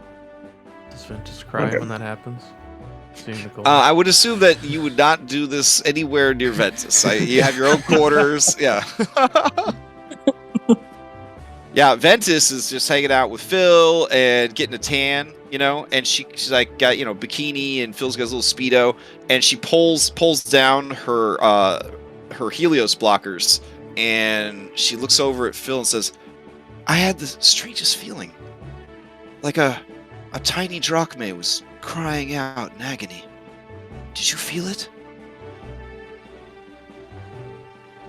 Can I insight her? Does she want me to feel it? I hope IRL that you have healthier relationships with your significant others than Phil has with this creature. Go ahead and give me an insight check. Or do you want to ask Grandma? I mean, do you want to? No. Okay. I told my kid about the Fae offerings and calling Grandma, and when the story was over, they were like, "And that's why you call Grandma." She is honestly just she just had a weird feeling that maybe some treasure had been misused. That's all. It's nothing major. And by misused, she means not given to her. All right. Yeah, I felt it too. We'll figure out who did it. All right. She's later though. The sun is really nice. We went so long without the sun because you guys broke it, and then we finally got it working, and then we went to the netherworld. So let's just lie here and enjoy it a little bit longer. And she puts her Helios blockers back on and settles back down into the little straw chair and lets out a contented sigh. She kind of reaches for your hand. I'd say blindly, but she's a dragon, so she just reaches for your hand and grabs it. Gives it a mighty squeeze with her 23 strength. All right. So, what is the plan now, heroes?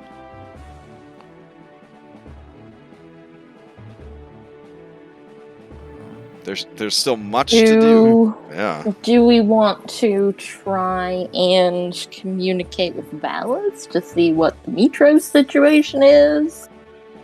I think we should communicate with all of our allies. And Yeah, explain potentially our on. plan. Yeah. I feel like we should stop by Helios' island, check on the Titans, see how we're doing. I wouldn't mind that. Too abusive to the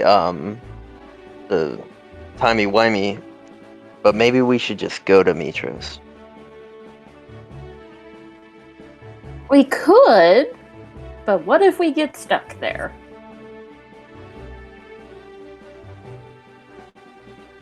I mean, there is the chance of getting kind of kicking things off in that general direction. Yeah, like Agastus could have gotten like visions from Sidon or something, like expecting us to show up and then keeping us there with, as long as possible. I'd like to see them try to keep us there. Yeah, I don't know. I feel like we should be really aware of the state of what's going on here. Why don't we check in with Valis and then decide where we're gonna go? Yeah, we haven't talked to her in a while. Let's see.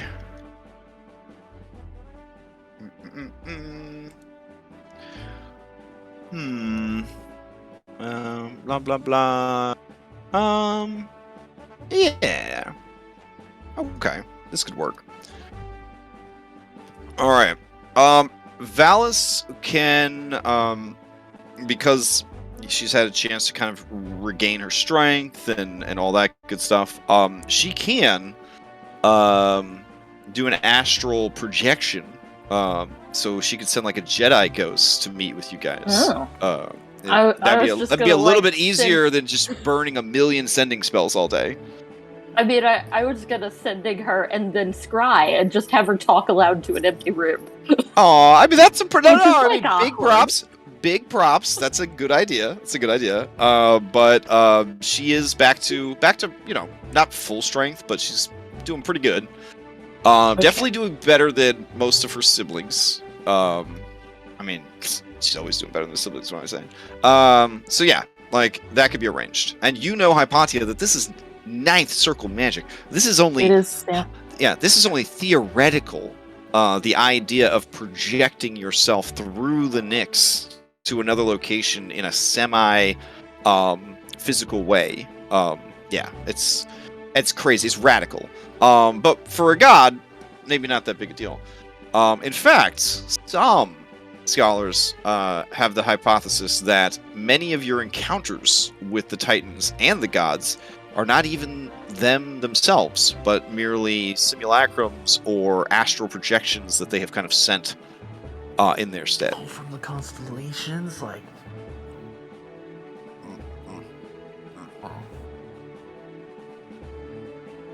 Right, because in this setting, the Nyx kind of does double duty as both the astral plane and the ethereal plane. So, because pocket dimension. So, I were to make a joke about Valis's ghost body. Maybe she's had an incredible transformation through this journey, and she's past all that. You thought of that? Maybe? Okay. No. Maybe. All right. So where do you want to have this secret meeting? In the very small captain's cabin? Over here? Sure. That would probably terrify fewer of the crew. Okay, fair enough. It's literally God. Yeah. Okay. So I will drop a Valis in there. Do I have a spoopy ghost filter I can apply to her? Let's see. Where are my ghost filters? Come on. Are you the ghost filter? Ghost filter? Alright, let me check. Ghost, Ghostbuster, Philosopher Ghost. Okay, let's see. Spooky? That sounds like something I would use to label something. Alright.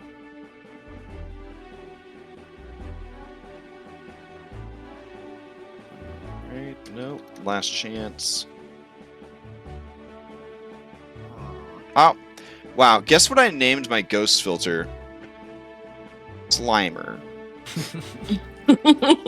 Hey, just making it easy for myself. Let's see. So Slimer filter. Drag that out. There we go. Bloop. Are we gonna utilize non-detections here?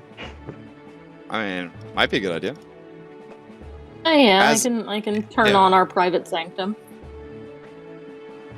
Yeah, because you got a real angry Titan of Death now. Now is a bad time to die. All right, there we I was go. gonna say, it wasn't in like, we didn't make an oath with her, but she said when we break it, those things are our problems. And we kind of just left them to be her problems.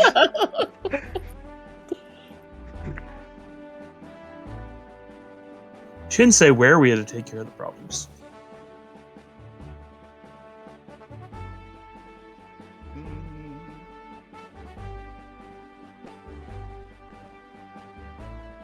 All right, this will work. All right, so yeah, she appears. Do you guys have everything you need for this meeting?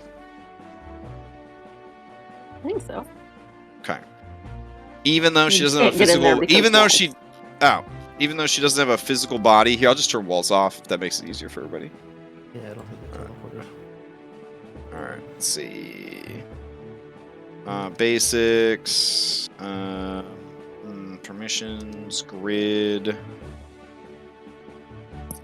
What? Does this not work anymore? Oh, are you serious? Oh my god. Let's see. Trying to remember how to turn off the grid in Foundry 9. Why don't you just delete all the walls? No, that's crazy talk. I might need them later. It's just one staircase. If you just go here, you can teleport in there. Oh, it does oh. work. I wasn't close enough. Okay, or I'll okay. get- Okay. Sorry. Or you just lie it up and I'll just drag you over there. That's fine too. So, all right, I did realize there was a teleporter there. Sorry. no worries. Hold on. Now, I know it's private. The door shut, we know. Wait. Go back there, Hypatia. Mhm. Look at this Okay. like pyramid of names. Like if you drew like a trapezoid around all our names, and they all end with T I Oh, that's A true. I A. Aw, it did. If we did. All right. Kyra, Vulcan, Kyra's like, I'm just dragging a new mini out. Screw that. Kyra, Vulcan, Chandris, Oh, it's getting crowded in here. Bull Bugs. I'm just kidding, we don't need those. Oh, did you tell Vulcan yet, Uh, Anna, or are we saving No, that I'm for gonna another? I'm gonna destroy him later. Whoa! I didn't forget. Don't worry. All right, so this you got Chandra, Samrox, Vulcan. You got Katya. That's gonna be awkward with Valis. Cyrus. All right. Anybody else that you're bringing into this meeting? Oksana, right? I feel like Oh she's shit. pretty Okay. close then. Yeah. Mm. Keep in mind that these are 5 foot by 5 foot squares. A lot of people could fit, especially at a big team meeting. If you'll remember 3 years ago in human history, when people got close together, you could pack a lot of people into a room if you needed to. So there's, there could be plenty of people in here. Yeah, I'm like talking to Moxena and Hypatia's snakes. Yeah. Just checking in. It's been a while. I like mean, to think that all of Moxena's snakes sound like Frank from the Harlequin show. You know what I'm saying? It's a lot of cussing and a lot of screaming. But overall, a pretty good attitude.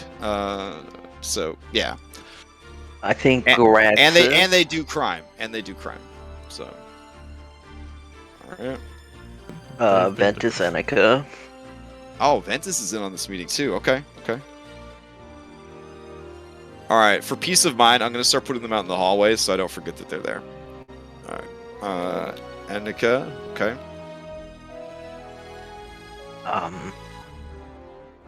Zamrock's looking like Mike Wazowski. like I got to be in a meeting. Yep, you did. We could see you there, buddy. Buried under all those other people. Oh, he brought the toast.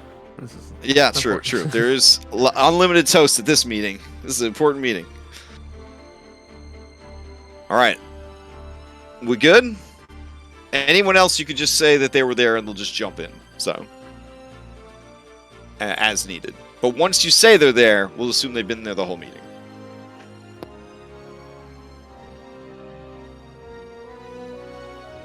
All right. So, Valis appears. It's very dramatic. The room gets super duper cold, and then sort of an ice sculpture forms of Valis, and then it sort of like shatters into beautiful sparkling light, and then there's Valis in like spoopy Jedi ghost form. And she looks at all of you, and she's smiling, she's smiling, she's smiling, she's smiling, and then she sees Katya, and her eyes narrow. Katya just looks at her like this. She's just staring. Okay, and she says, well, I see that you're a lot harder to get rid of than the world would have liked. As long as you're on the right side of things this time, Katya, I don't have any problems with you. I don't think we'll have any problems. She just continues to stare. Everyone's made a lot of mistakes, but soon the time will come to make right all of them. Even yours.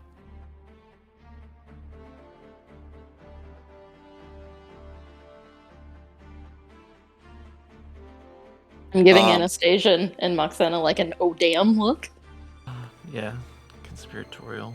Valis motions towards Hypatia and says, well, you arranged this meeting. I'm going to leave it to you to lead and organize it. And Kyra says, all right, well, I understand. And steps up and stands right in front of Hypatia. And then Valis just like her face immediately turns into like the most like poop face a person could ever have. And then Vulcan says, I'm just going to be the one to say it, Kyra. You are not in charge of this meeting. She was talking to Hypatia. And Kyra looks around, and it's like when SpongeBob found out he wasn't the manager of the Krusty Krab 2. And she just sadly sits back down. It's okay. I take I try and like motion to like swap Hypatia with Kyra so she can sit next to me. Oh, okay. As if, you know, if Hypatia's Oh, because then you'll be by the Okay. table with the charts and the graphs and stuff. Okay, yeah. Okay, yeah, that's yeah. fine. Like, you don't want that physically, Yeah. but I imagine Hypatia stands up and then just All right, Hypatia. Dude, You're running this meeting. Crash. Yeah. You remember in Gales War when we had that big meeting and you just popped out everybody? You just Yeah. Oh yeah, sure. Okay. They're gonna come fast and hot. We're gonna start over again. There we go. You guys can keep or delete whichever ones you want. Oh. Okay. Well, you probably don't need cameras. You can resize them. Whoa! Did you just say you probably don't need Zamrox? No, Oh my I god. didn't say it. That's Red. That's Red, the kobold, trying to figure out where he's gonna put all the You screen just stuff. resize them. You I just resize will. them. Make him so small, just the smallest. It's too many. Kyra's like, did you get me? I don't. I got you. Wait, I have new art. You should use my new art. Here, look at this by Monkey's wife. Wow. Yeah, I look good, right? Mhm. Yeah. Yeah, look at these things. And she grabs them honkers. She's like, it's amazing. Artistic license is a beautiful thing. Yes, And then we got Ventus, and we got Annika. Cyber's at Grandma's Oh. for the summer. Oh, there he goes. Took him a while to disappear. All right. I think that's everybody that you had at the meeting. That looks good. Okay. Good, then I don't have to keep shift-zing everybody when they're talking. That's cool. Cool. Alright. Okay. Are we ready? Can you Are give we me really Zamrox one more ready? time? I feel bad. Oh, sure. Thank you. Okay, we're not really ready. Okay. Okay. You go ahead. Okay, now are we really ready? Now Zamrox is embarrassed because he feels like he's holding up the meeting, so he definitely steps into the corner with his bread basket and is quiet. Okay, so we just got back from the Nether Seas. Time is really more of a suggestion down there, and it seems we have about a couple of days left that we have to get everything done. Our first question is, what is the situation in Mitros right now? Oh, those of you trained in Insight, when Hypatia says, it looks like we have a couple of redacted days left until, things are Kyra looks at Jedi Ghost Valis and does an eyebrow waggle. And then Valis narrows her eyes into two slits and her jaw tightens. And she shakes her head no. Alright, keep going. So I guess that would be perception or insight. There you go. Keep going. So- Sorry. So what's going on in Mitros? How is the situation? I have been in communications with Queen Helen, of all people. She is apparently quite impressed with the tales of your heroics and the powerful allies that you have garnered. She has agreed to aid us in the battle that is to come. In fact, she made a public declaration to her people to assure them that despite any rumors to the contrary, we were not at war. In fact, I sent some of my greatest champions, and she kind of looks left and she looks right, like on her end, she's like making sure nobody's listening. I mean, they're not as good as you guys, obviously, but like what I had on hand. I sent them to Eregia as sort of a diplomatic party and also a sign of good faith that if things went badly, they could be killed, essentially. Politics. They sent me... Makes sense. Yeah, they sent me some Eresians. Boy, that was nice. And they have been staying in the palace. Acastus is...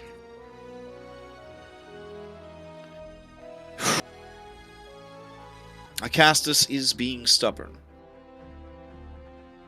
He took my bait of thinking that Eregia was planning something and is working the military into a fevered pitch, trying to prepare them for a war. Unfortunately, the war is not against the Eresians, but against a much more...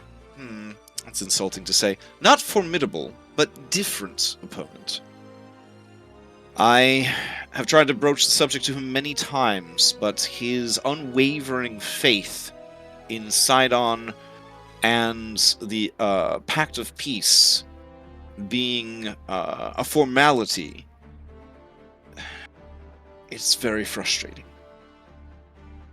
He also believes that no harm can come to the city as long as he and Icarus are there to defend it. And you see her get very troubled. She says, in that way, my heart breaks, for Icarus has become more and more monstrous in the last few weeks. I fear that whatever magics Acastus has been using on him to increase his size and strength, he has been redoubling his efforts. He is a angry and dangerous beast.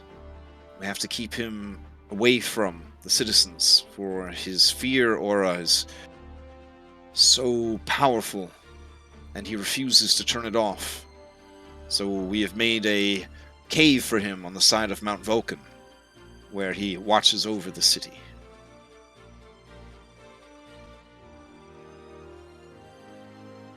But Queen Honora of Astoria is preparing her troops, and she has garnered the aid of the small folk of Woodhike,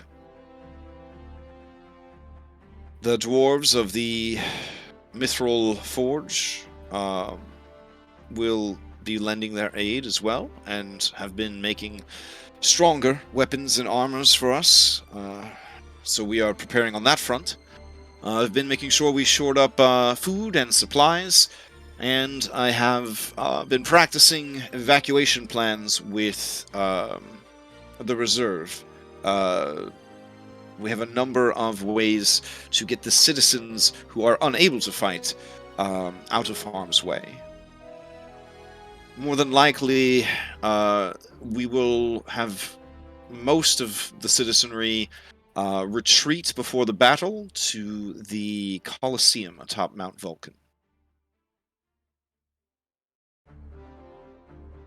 They So should when be it comes safe to it, there in the labyrinthian tunnels beneath it. Sorry. when it comes to it, we all know there will be a battle. What will a Castus do? Essentially, when his reality comes crashing down on him. I believe, with my mind and with my heart, that if Acastus was forced to choose between his misguided faith in the Titans and the people of Mitros, he would make the right choice. The people mean everything to him. If he sees they are in harm, he will do anything he can to protect them. He will certainly not hand them over without a fight. I'm gonna side-eye at Chandris because that's who probably the other person who knows Acastus best.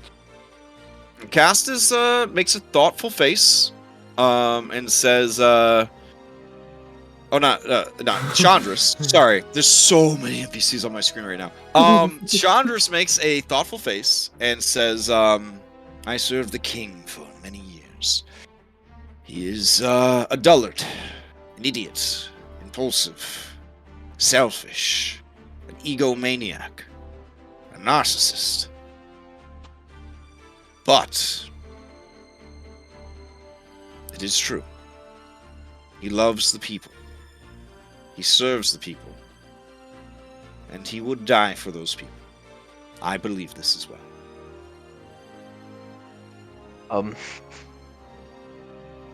Yeah, I mean, Valence being Valence would probably incite some guilt on Phil.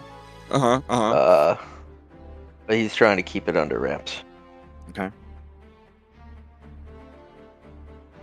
Since you a bad boy, birthed of the loins of her bad boy brother, she can't pinpoint exactly what the guilt is because she assumes you've just done a lot of bad stuff. So that you have a smoke screen of misdeeds around you.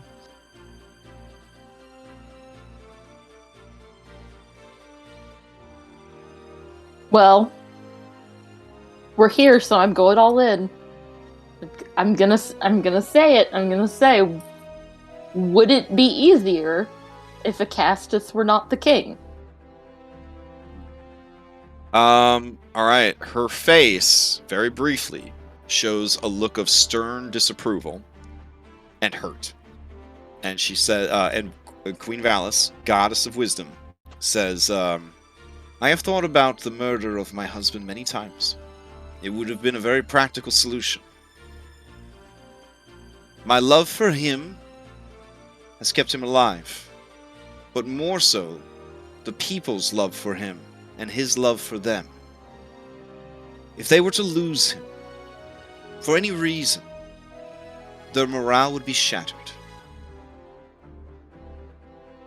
Here, at this final hour, it's too great a risk.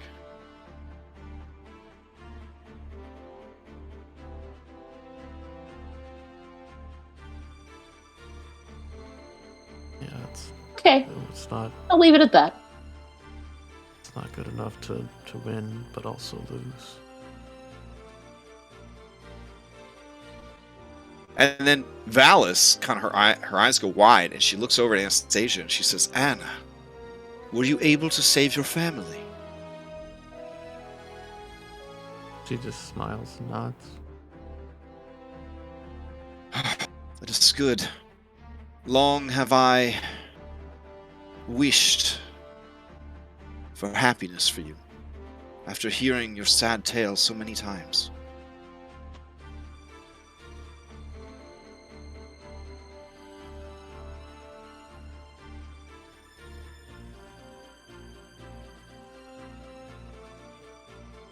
Really, it was all thanks to Mitros. And that makes Valis smile. And it makes Vulcan raise an eyebrow. Eh? And then Graxus kind of clears his throat and says, we intend to infiltrate the Tower of Praxis, trying our best to assassinate as many high-ranking, high-profile officers and allies of Sidon as possible, possibly Sidon himself. Great Valis, goddess of wisdom.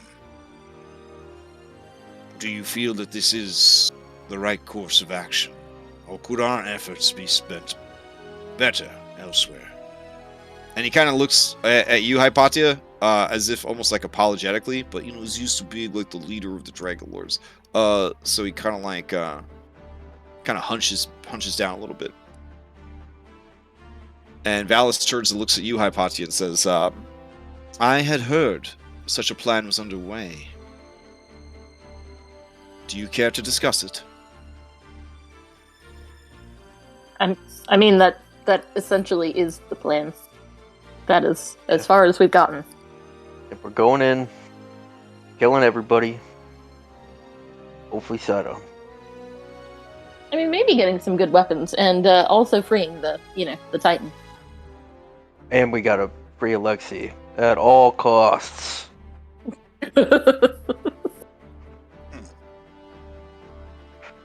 And I suppose this one, and the Jedi Ghost of Valis points at Katya, has offered to guide you there.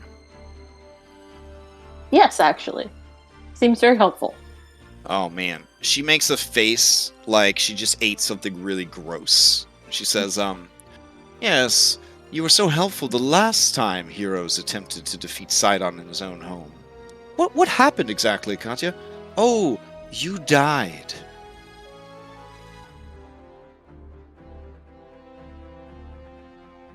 And I'm prepared to die again. I hope this time it's for better reasons. This time, we have these people. she kind of just points at like this entire group, and then she says, "I believe we have a stronger chance." Chandra says, if you'd like, I have been speaking with Katya, and I arranged a good majority of the information she was able to provide into a stunning presentation. I can walk you through the details we have of the Tower of Praxis, that you might plan best around them.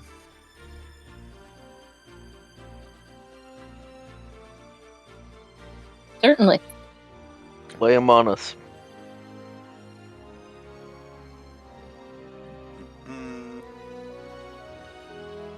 Let's see. Put this bad boy into chat.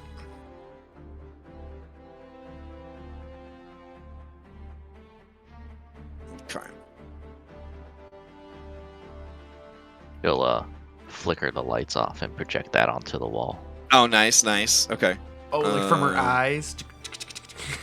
Dope. Okay. All right. Let me see. General information. All right. Traveling to the Tower of Praxis. It is located in the Forgotten Seas. It is his seat of power. All of the sea and islands around it are going to be crawling with small, fortresses surrounded by fleets of ships. And, the seas are going to be full of sea serpents. Your standard endgame content. Oh, I guess I should be doing this as Chandras instead of just myself. Yeah. So, everything that guy said, and then there's only a certain distance we will be able to reach before the defenses of the tower activate. Not pictured in this illustration is the top of the tower, where upon rests a mighty light.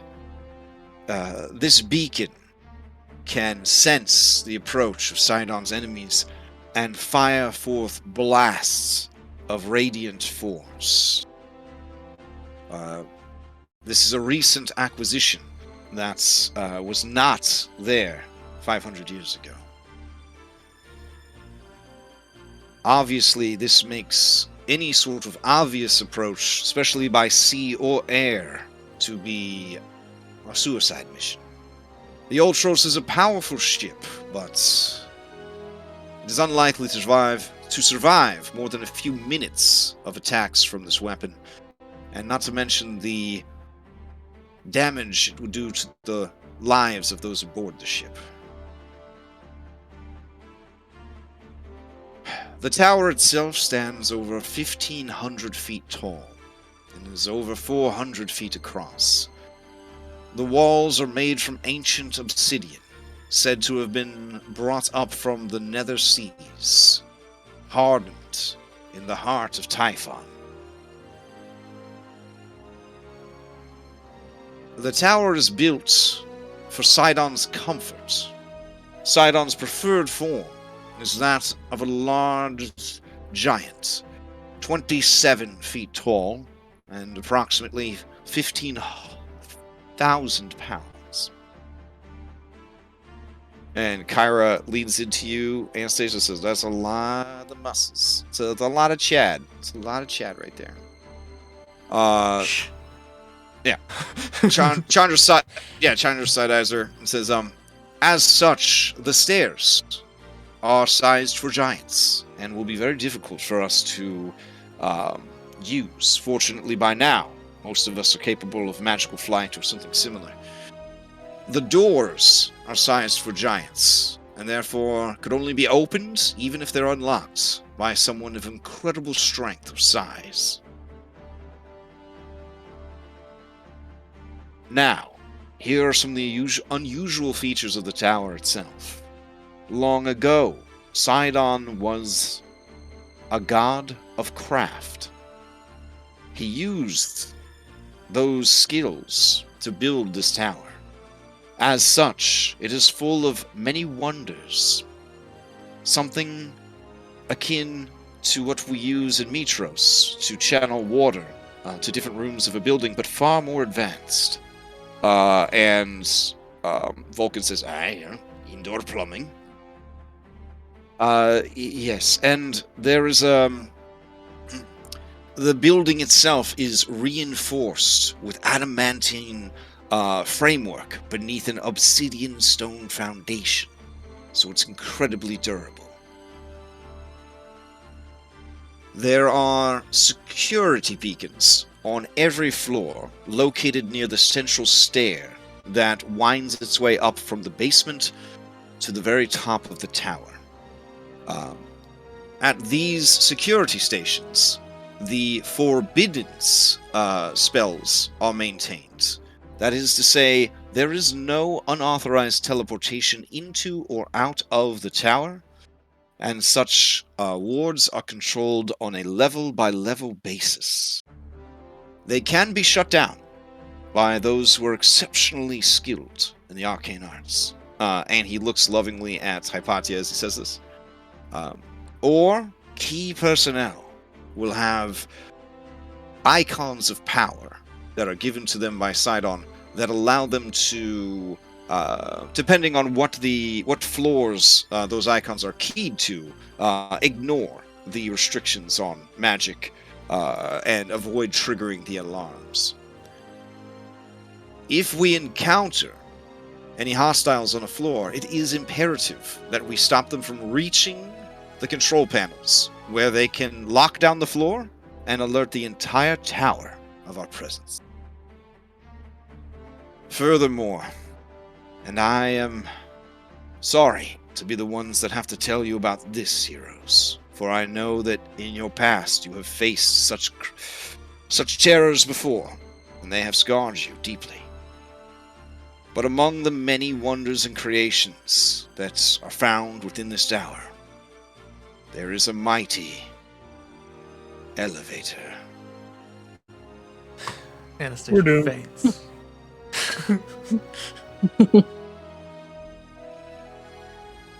I'm not afraid. I'm not afraid. The elevator could save us a tremendous amount of time, but it requires a coded icon of power that must be held on your person, or the elevator may be trapped. The elevator runs from the second floor all the way to the top of the tower, to Sidon's private suites. Now, there is a great deal of adamantine within the tower. Apparently, and he looks over at Katya, this is because adamantine is very strong, and Sidon fancies himself very strong, and when he had access to the domain of craft, he sort of, how would Kyrov put it? Puts that shit on everything.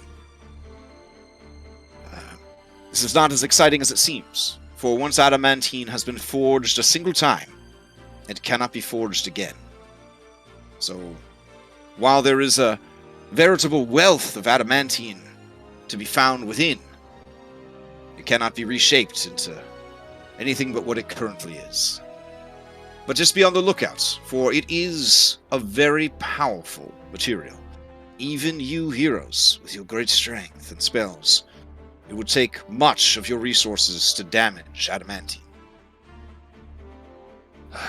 Now, the structure is always bustling, always preparing for war, as it always has, and it always will be. For Sidon is a warmonger in his heart. That should make it easier to get around unnoticed, as the sounds of industry will be everywhere. Returning to the outside, now that I've given you a general sense of what's inside.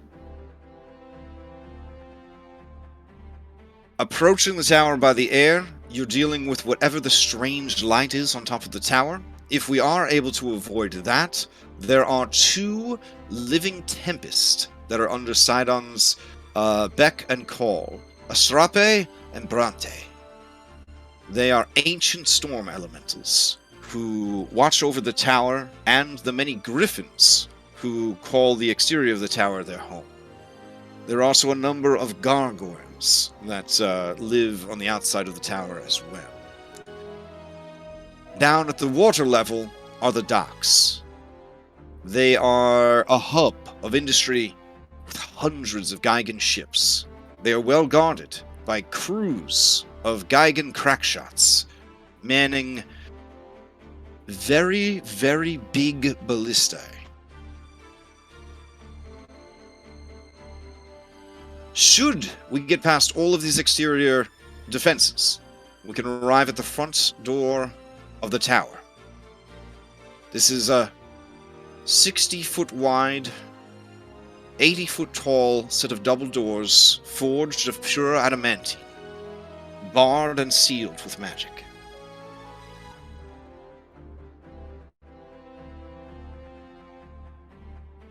Now,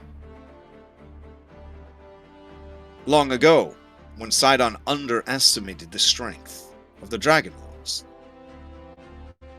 and the duplicity of his lover, and Chandras looks over at Katya when he says that.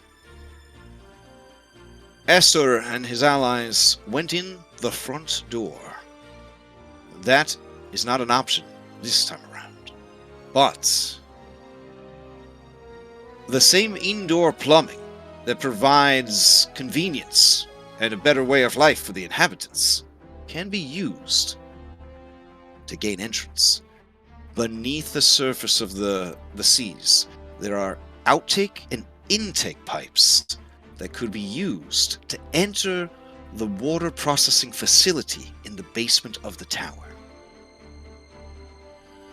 If we approach underwater, you should be able to enter the tower without being detected by the tower's surface defenses. We may have to deal with some aquatic guardians, but that should provide a way inside the tower. From there, we find the stairs and begin to work our way up through the tower, hitting up the floors as we go. Now, this information may be outdated, but according to Katya, this is what you're looking at on the inside of the tower. There is the basement level where the waterworks are located.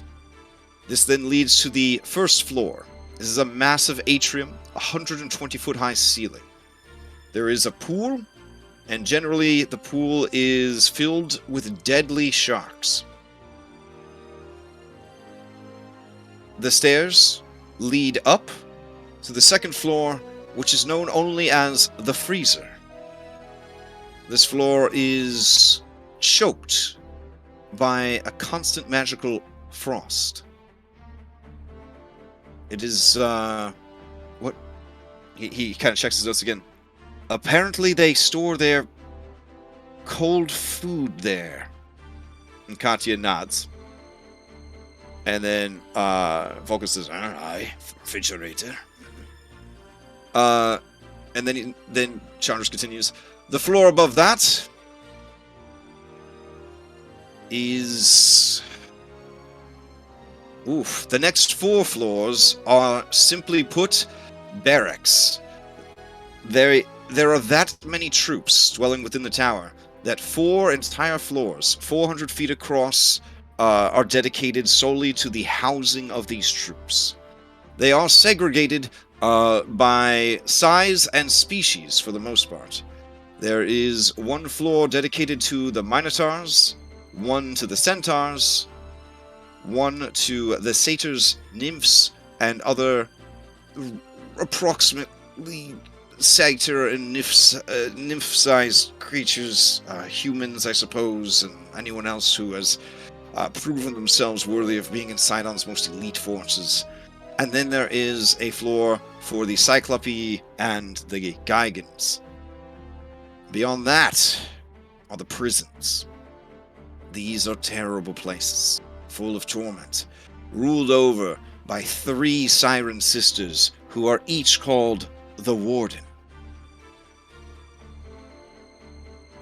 Beyond that is the Forge. This is home to Sidon's greatest smith and artificer, Garzoon. It is here that Garzoon develops the greatest and most powerful weapons for Sidon's war. By now, the loss of Garzoon would be a small impact to Sidon's preparations. But if we find him unaware, we may as well end his life. Be cautious when in the forge, for it is full of clockwork horrors, golems, and all manner of mysterious, powerful machinery, weaponry, and guardians. But we could find weapons and technologies that we could utilize against our enemies. Beyond that is the heavens. This is apparently, literally, the entrance to heaven. Like, there's a big gate that leads to the Elysium Fields, and it's just in the tower. Just there. This is where the greatest heroes of any age can come and go freely from the realm of Elysium. It is believed that Sidon has offered these dead heroes a chance to return to the world and fight the greatest battle of any age. Those that we encounter on the heavens will more than likely be some of the toughest foes we have ever faced. The heavens is managed and looked after by the Titan Galaron, son of Lutheria and Sidon. Galaron favors his mother and studied under her how to manage the gateways between worlds. It is he who looks after the entrance to Elysium. Beyond that is the private quarters of Sidon's other children, the leader of which is Halcyon, who you encountered on Helios' island. Here, Sidon's children plot and prepare and scheme. Above this floor is Sidon's private suite. Here, it is said, is his private vault, where the greatest treasures he has ever found are stashed away. If you are to find Sidon, it will be here in his private quarters.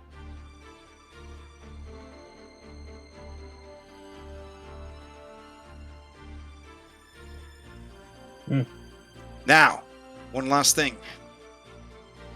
Sidon has a personal man-at-arms, a house, a head of house, a guardian, a bodyguard, an everyman and everything who lives within the private quarters with him. This is the dwarven monk, Obstacles, Stone Shatter. I'm sorry, Hypatia, something funny. No, go on. This dwarf is actually a Medusa, and his eyes were destroyed during Esther's assault 500 years ago. So at least we don't have to worry about his gaze, but we will have to worry about his fighting prowess, as it is said that he fights as if he were 100 men. Now, the Titans themselves, we know that Halcyon is a brilliant tactician. She is fast and wily, and willing to do anything to win. Hergeron is a master of the arcane arts, and the leader of the Order of Sidon. It is believed, Hypatia, that he is the one who struck you dead when you came first to Mitros, in an effort to impress his father. Galaron we have already spoke of. He has mastery over life and death. Yala should not be in attendance, for she has forsaken both her parents, and is helping to rebuild the island of Themis.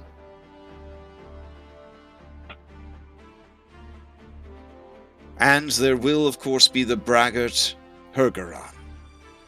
He is a fool, an idiot, but still a Titan.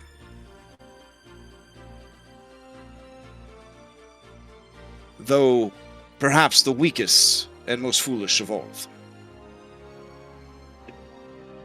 As far as Sidon goes, Sidon is a living god, and you will be facing him in his seat of power.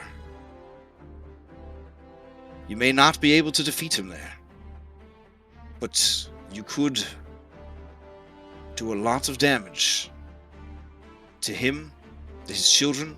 Any that you can take down in this assault will not be there in the war that is to come.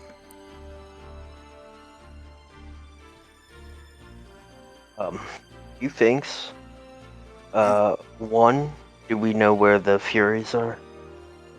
Where they would be keeping Alexei? The Furies are said to be on the second highest floor, the same one that is used by the children of Scythe. Okay, so we need to make it to there. Do we have an exit strategy? Oh, and if you do intend to free mighty Hergeron, who holds the Tower of Praxis upon his back, you will need the Staff of Kentamane, which is stored in Sidon's vault. Sounds like a job for Pedios. If you can acquire the staff and then make it back to Hergeron, his freedom will cause the tower to fall, and Sidon will lose his seat of power. This would be a tremendous blow, both to his power structure and to his army's morale. Not to mention his personal ego. Mm-mm. In a way, I'm starting to think that his ego is his power source.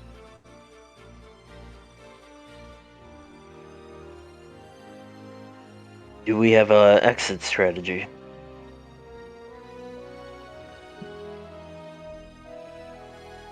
Well, if it's teleportation, you will need to make sure that the forbearance is disarmed on whatever floor you're planning to escape from, or that it stays down long enough for you to return to that floor. According to Katya, the forbearance can be brought offline for up to 1 hour at a time. But again, on a floor-by-floor basis. Unless, of course, you acquire one of these icons of power. My recommendation would be to either take or steal an icon from one of the Titans.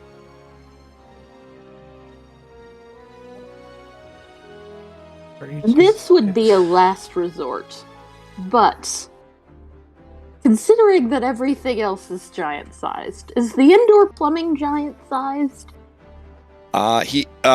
Vulcan smiles and says, "Ah, there you go. Moving through the pipes. I mean, it should work, as long as you don't bring anyone too big with you." And he gives Zamrox a pat.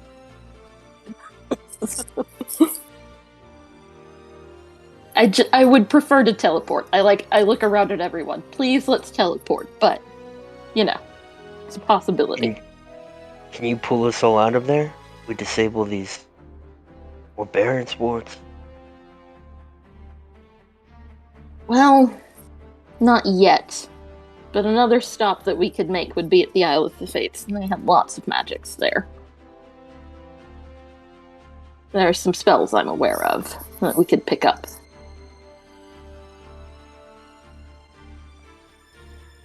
You got another idea? Now, Probably Hypatia, not good.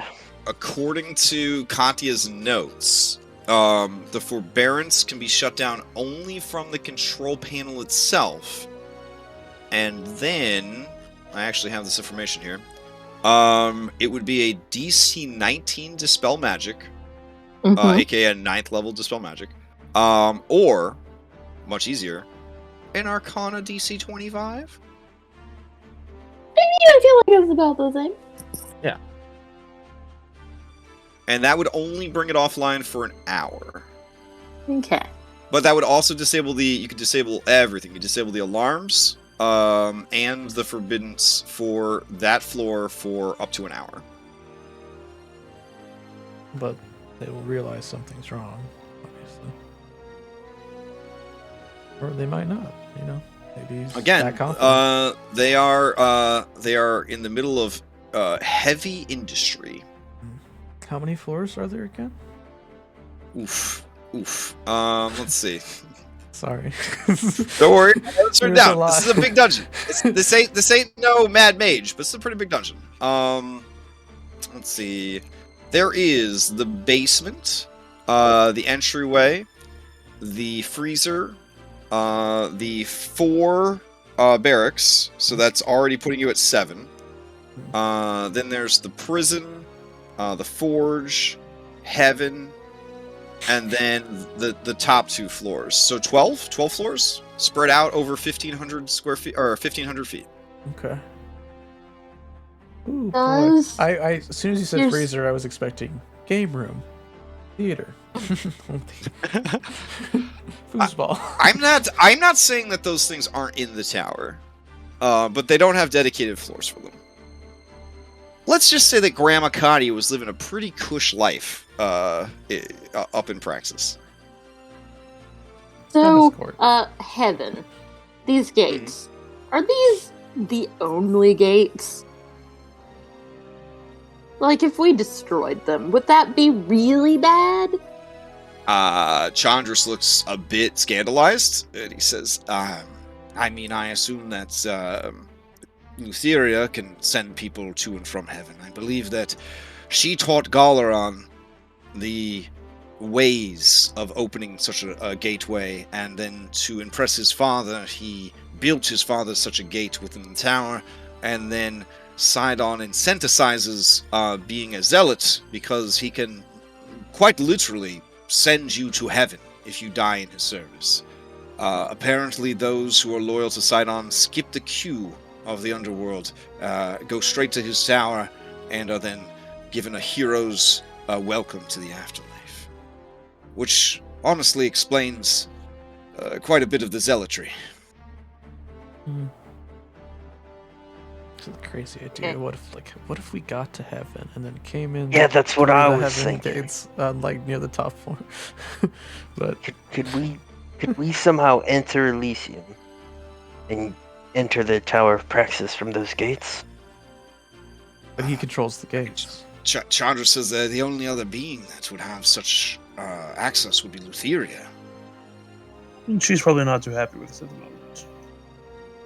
And then Chandra kind of makes a face like, if she was our ally, we could have probably done that pretty easily. But he just kind of leaves it hanging there.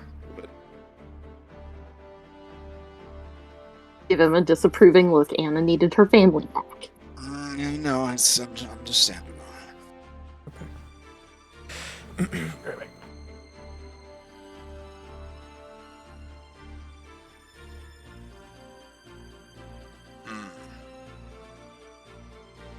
Vulcan says, doesn't sound too bad, honestly. If you just go in through the basement, you climb up the stairs, you find the elevator, you take the elevator to whatever floor you want, you're done. I don't see what's so difficult about this. I'd go with you and totally hack their elevator. But I should explain. Seize control of the elevator. But I think this close to the end of the Pact of Peace, it would be viewed as a direct breaking of the Pact. In fact, I know you like to go places with your friends, girl, but you may have to sit this one out, Kyra.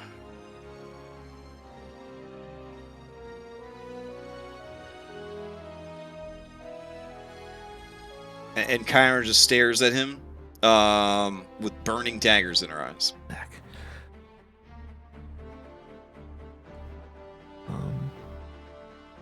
Well, if we were willing to spare any of our... Because I think at this point we're like gathering our forces to defend. If we bring any... Valis snaps her fingers and says, wait. If you do intend to go to the Tower of Praxis, please try to discover the source of the dragon eggs. Of course. All the investigations that I have done point towards Praxis as the source of these eggs.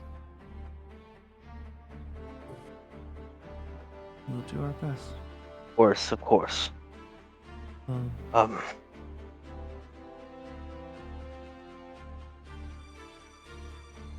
just thinking, what if we could spare to put up some assault in the front and draw some of them out, and then we have another team go in, lower the barrier, and then we all teleport in there once they're scattered and separated. I don't know how much we're willing to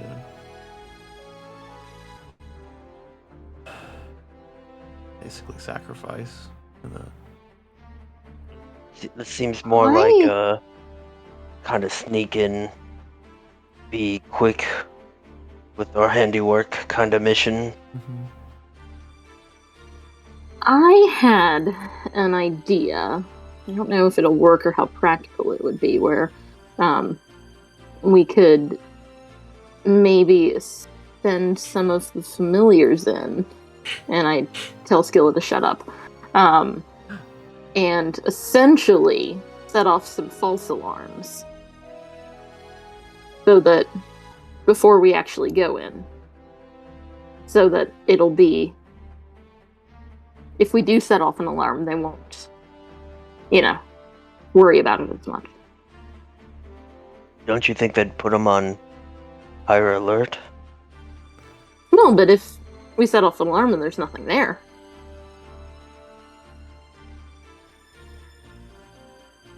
Do we have anyone on the inside that could be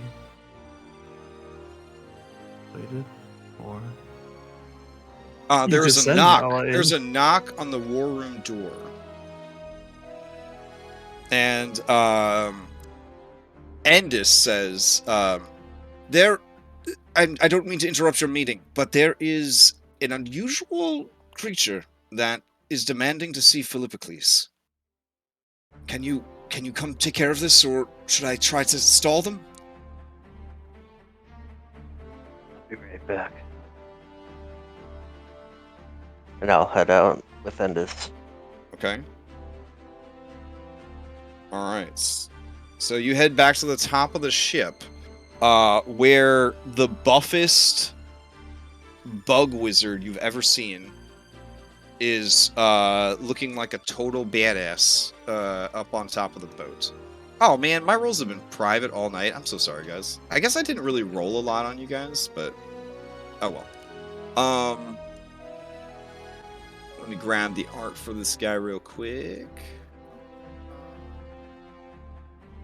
Alright, I'm just gonna drop it into chat. Oh, the ants have become swole. Oh my. Okay. With telepathy, he says, "Behold, my god, Philippocles." I don't have a mini for him. He was too swole. I could put a little Myrmikis down if you'd like, but just so you feel like there's something there. Let's see.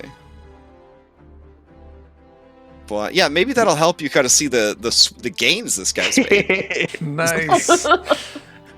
Well, they have figured out how to get off the island. That was my Made biggest question. your Oh, wait, way. they got out. You've made your way out. What is Yes. your name? You can call me Worker 1764.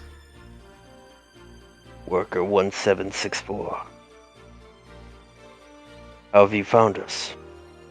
After being exposed to teleportation magic by the one known as Hypatia, we were able to escape from our prison and began to study the ways of the arcane and also the ways of muscle. And he flexes his two muscle arms. In a way, you and Hypatia are the mother and father of invention, and possibly the salvation of our people. Unfortunately, our curiosity brought a great and terrible evil to our island. Sensing a new force in the world, the one known as Sidon sent his forces to our island. There, they subdued and stole our queen, and many were taken prisoner. This happened long ago. It has taken me this long to find you. You know where they took the prisoners? To a mighty tower known as Praxis. Without our queen, we are as nothing. if you truly are our God, I pray to you, here and now, mind to mind, in prayers that cannot be ignored as my others have been. Please, save our queen. Save our people. I'm gonna elbow Phil and just say, should we tell them we freed their creator? Kind of hushes Cyrus. 1764, please. We are going to the tower, and we will free your queen and your people. For it is my duty as your god. Then I ask yet another favor of you, Great One. Allow me to come with you. And he thrusts his B-team token at you. It actually hurts when it hits. It is, his B-team token is so perfect, it is painful to look at. They've combined muscle and wizards. I bring worker 1764, please, down into the meeting. Oh shit, okay. This way.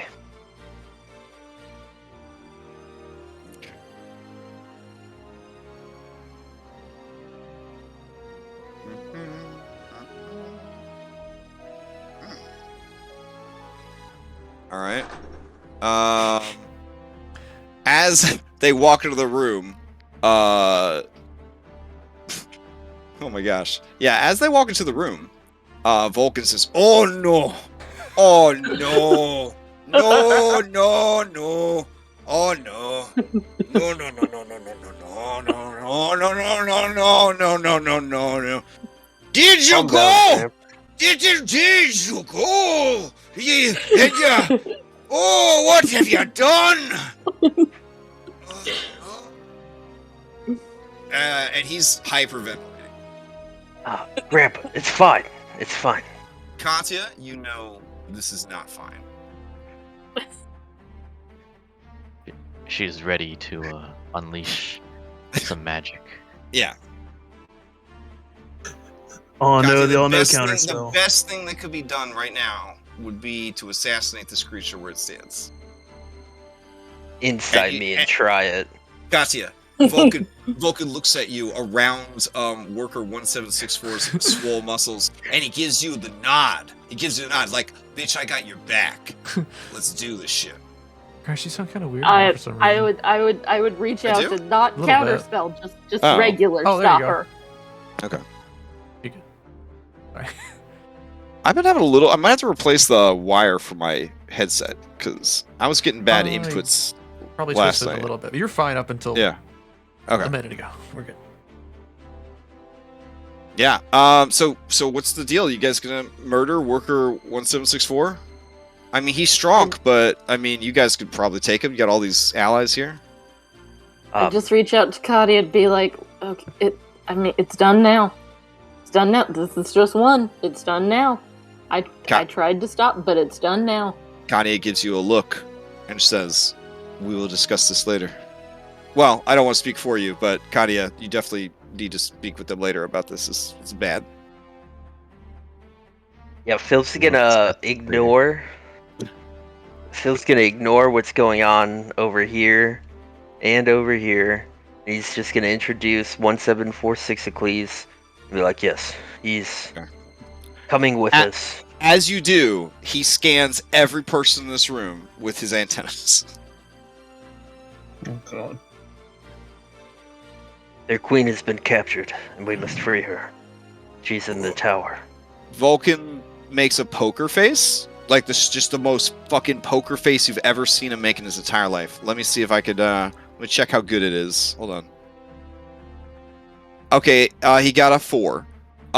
Vulcan does not think that is a good idea. Vulcan very much would like the queen of these creatures to be killed. And he is just making a face. You just see no lips, only teeth behind his mustache and beard that are grinding together.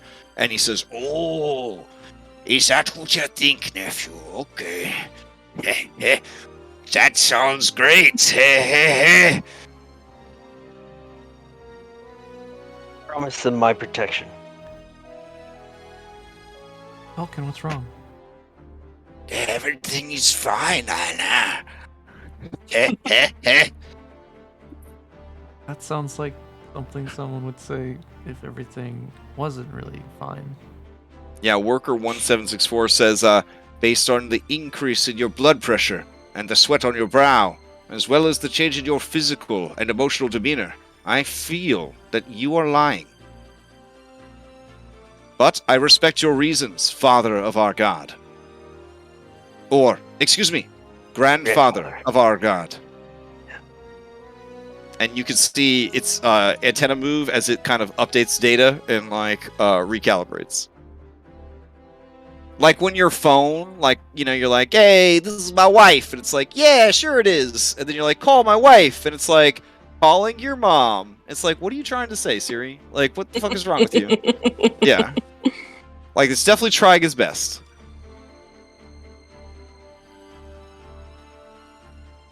Okay. So, yeah, it's a guy got a little awkward there. Worker 1764 stands defensively in front of Philibicles.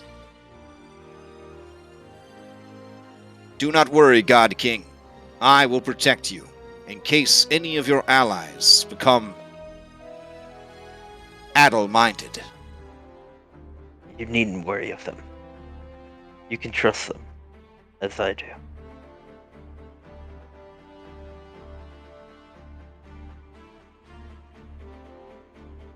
All right.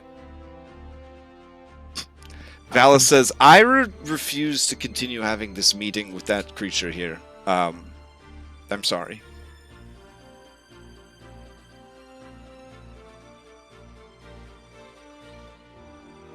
One 1764. Go guard the door. Make sure we are not disturbed. As you command, my god. Alright, and he heads up.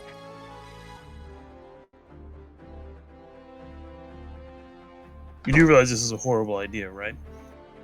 I don't know what do you... Why are you guys all freaking out? He's a being like you. We don't know if he's developed super hearing yet.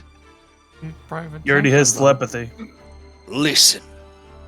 Kenterman and Thylea sealed those creatures away for a reason. And you two idiots let them out? Well, they figured out how to get out on their own. Oh, did they all by themselves? No one came and showed them how, huh? I mean, it's pretty impressive, right? His monocle pops off when you say that.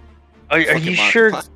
Are you sure Kenterman and Thylea didn't seal him away to be let go eventually? If there's such a horrible thing, why didn't they destroy him? They just need guidance. Also, how did Sidon go in and get their queen out, if that's the case? Yeah, how do you know it wasn't Sidon that showed him how? Oh, I think we're well past that, Phil.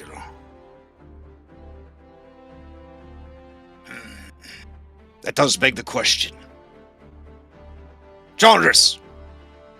How would Sidon have gotten in there? And then Chandras says, I'm assuming he would have used teleportation magic similar to what Hypatia used. I sense that perhaps he was unaware of what exactly could be found within the island, and more than likely was afraid, based on the reputation of the place and possible repercussions from his father. No doubt, finding out that the creatures on that island were so malleable, perhaps he sought them out as followers or slaves. Keep in mind that Sidon is not a single man, but a leader of many. Amongst his number are powerful spellcasters, including his son, Hergeron. And what Sidon lacks In intelligence, Halcyon more than makes up for in brilliance.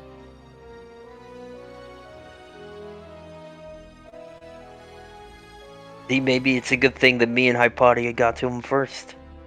Well, you don't have the queen. Apparently that means a great deal to them. This could be a very troublesome change.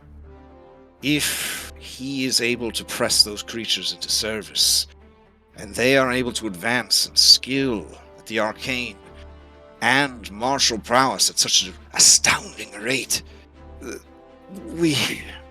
and you see that Chandras looks like he's going to vomit as his brain starts to go over the implications of all this.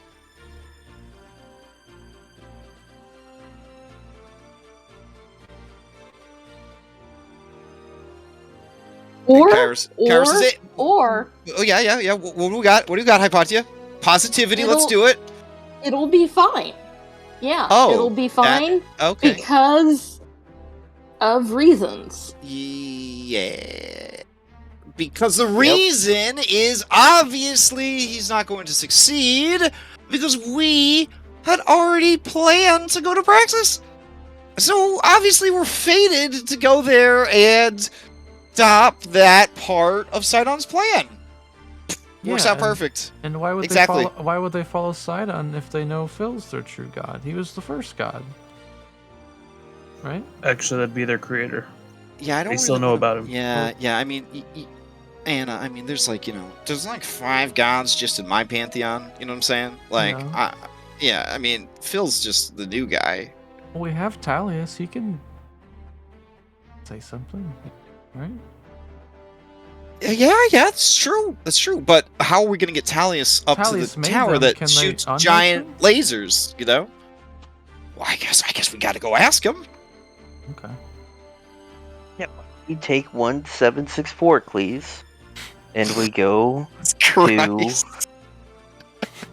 we go to the island of the sun, and we go see Helios and the other Titans like we had already planned. I love how Phil's And going to we'll- condemn everyone. You thought I was going to No. condemn everyone? Phil did this because he things is are bad.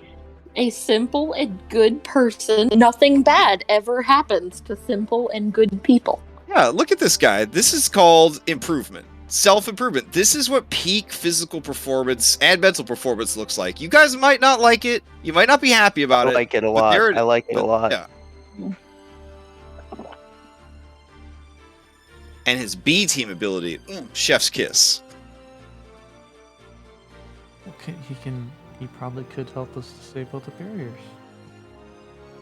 No, actually, he basically is like a mime from Final Fantasy. He can simulate any ability of any other B team member on your team. Ooh, that's cool. Yeah, he's like a wild card for your B team. If you have him slotted, you essentially have everyone who is not slotted and the people who are slotted. So he could, if you used up a person and you want to use them again, he could just copy them and do it again. Yep. To the Except we're to the not letting him detriment- use to the Dimitri's detriment of the ability. future. Is what I'm getting from. What? What See, detriment? in one session, how many times have you fucked the future to save the present? Kyra says, "Don't worry, that's future us's problem," and she pulls everybody nearby into a big hug, including Grandma Katya.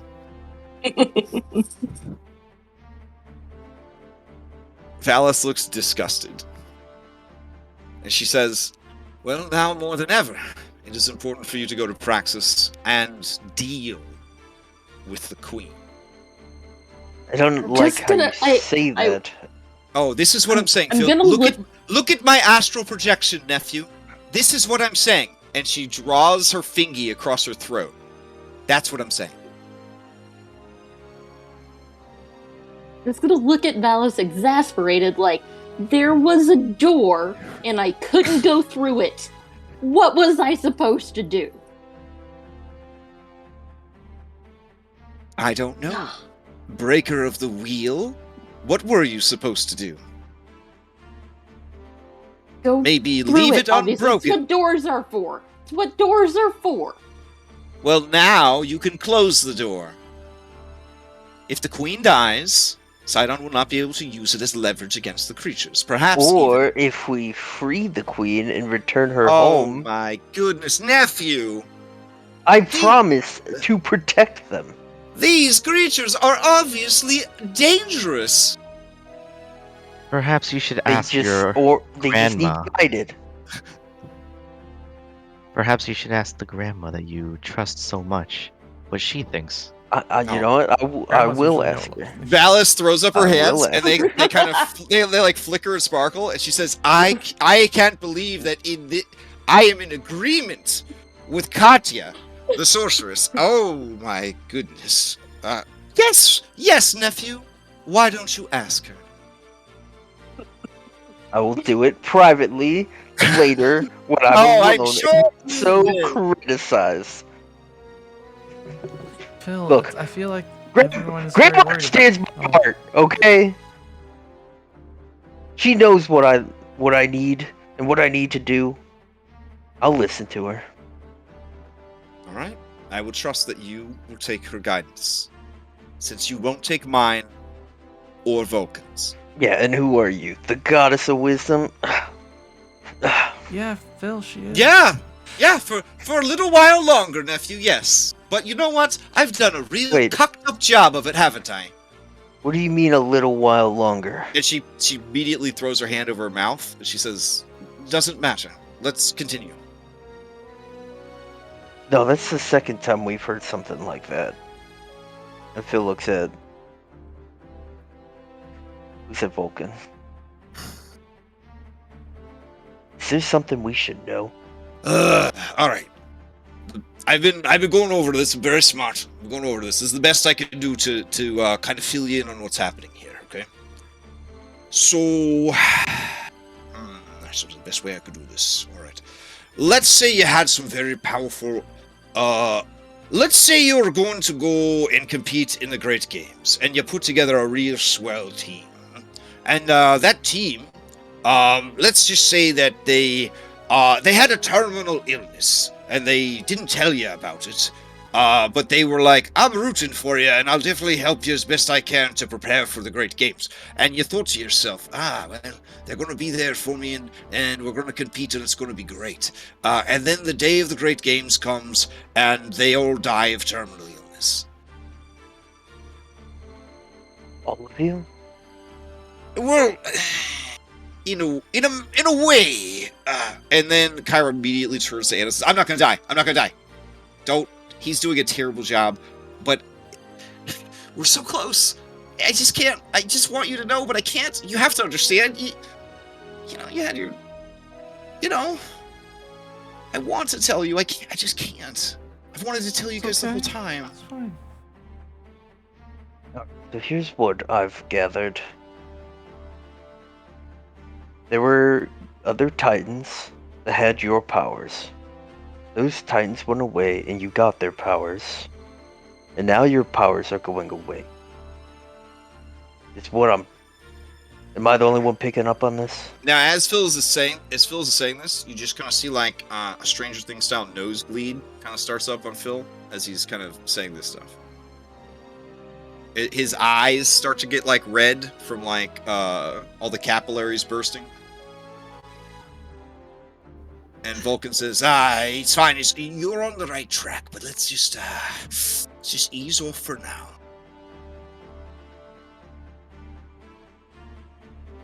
I'm guessing it's things that are literally mortals aren't supposed to know about. Bill wipes the blood off his face. There were some complications. Oath of Peace. That's why we've been pushing you so hard to get as strong as you can, to find as many powerful allies as you possibly could. That's why I stand by this plan to go to Praxis and kill as many titans as possible. No offense, Cyrus. Because if you think those Titan kids are bad now, oof, it's gonna get a whole lot worse. So this is like in your scenario, right, with the games. So it's like the people that are really powerful that have been coaching us, they're going to the other side Well, to coach the enemy. sure, in a way. And Kyra immediately turns to Anatasia and says, I'm not going to betray you either. I'm not going to die. I'm not going to betray you. He's doing a terrible job.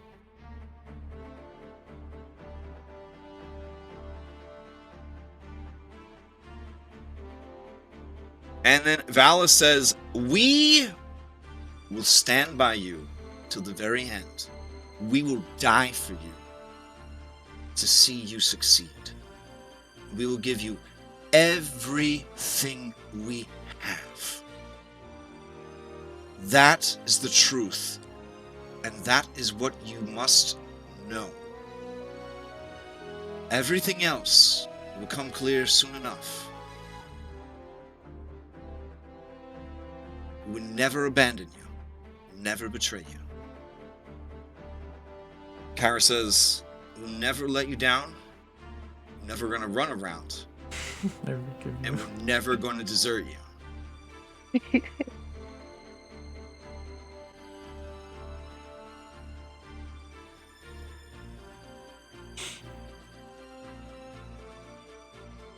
But I think that's something we need to make clear.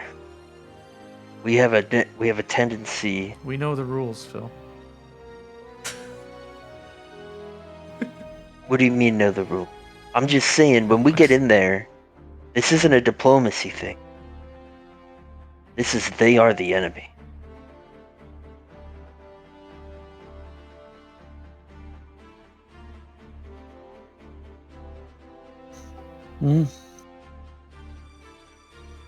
So far, none of the ones in there are people I wanted to necessarily make deals with. They've had a chance for peace and chose not to.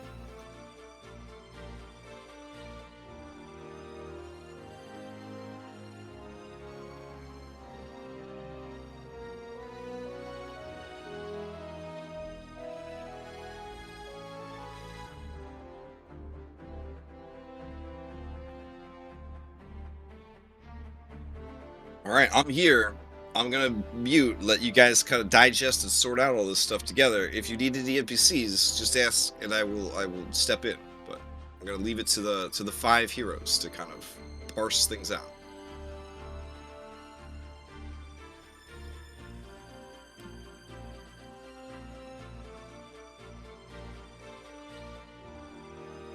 So as far as I can tell, we just are gonna go in through the trash chute and go from there.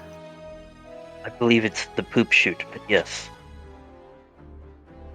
There is an intake pipe. Or, yeah, there is totally an intake pipe. We could go that way.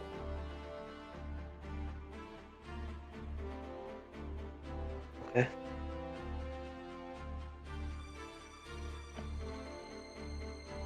So it sounds like we need to get in.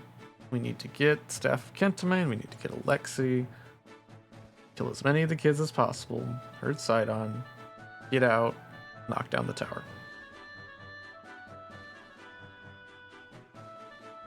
Is there any chance we get up there and we think we're ready to confront Sidon? I feel doesn't like sound like that's we're going to the be ultimate pretty goal. tired then. Yeah, but if we run, I don't know. Can we even run kill into He's a him, we Titan. just- People believing in him keeps him alive. we have. I thought that's why we had the weapon. Oh, that's right. Sorry, I circled back around to that. Thank you. I'm so sorry. Yeah, it does. I forgot. If we do run into him, I think it's gonna be no stop. I don't think. I we're mean, gonna... okay, but we don't have to go looking for him. That's all I'm saying. All I'm saying is we have the chance to make it where he never even arrives at Mitros. We may decide to take it.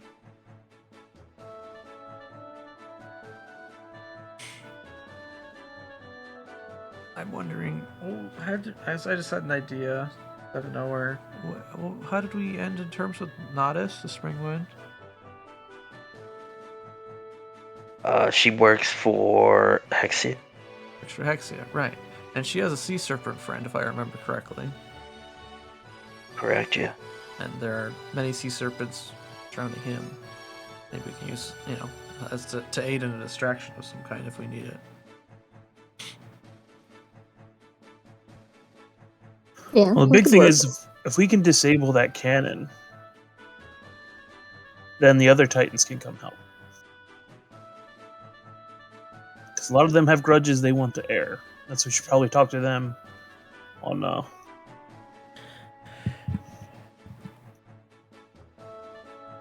Yeah. So I feel like we need to concentrate on stealing one of those things that let us move between floors. That way we could just take the elevator, and that would be very nice. Safely, Anna. We'll take the elevator safely, is what I mean.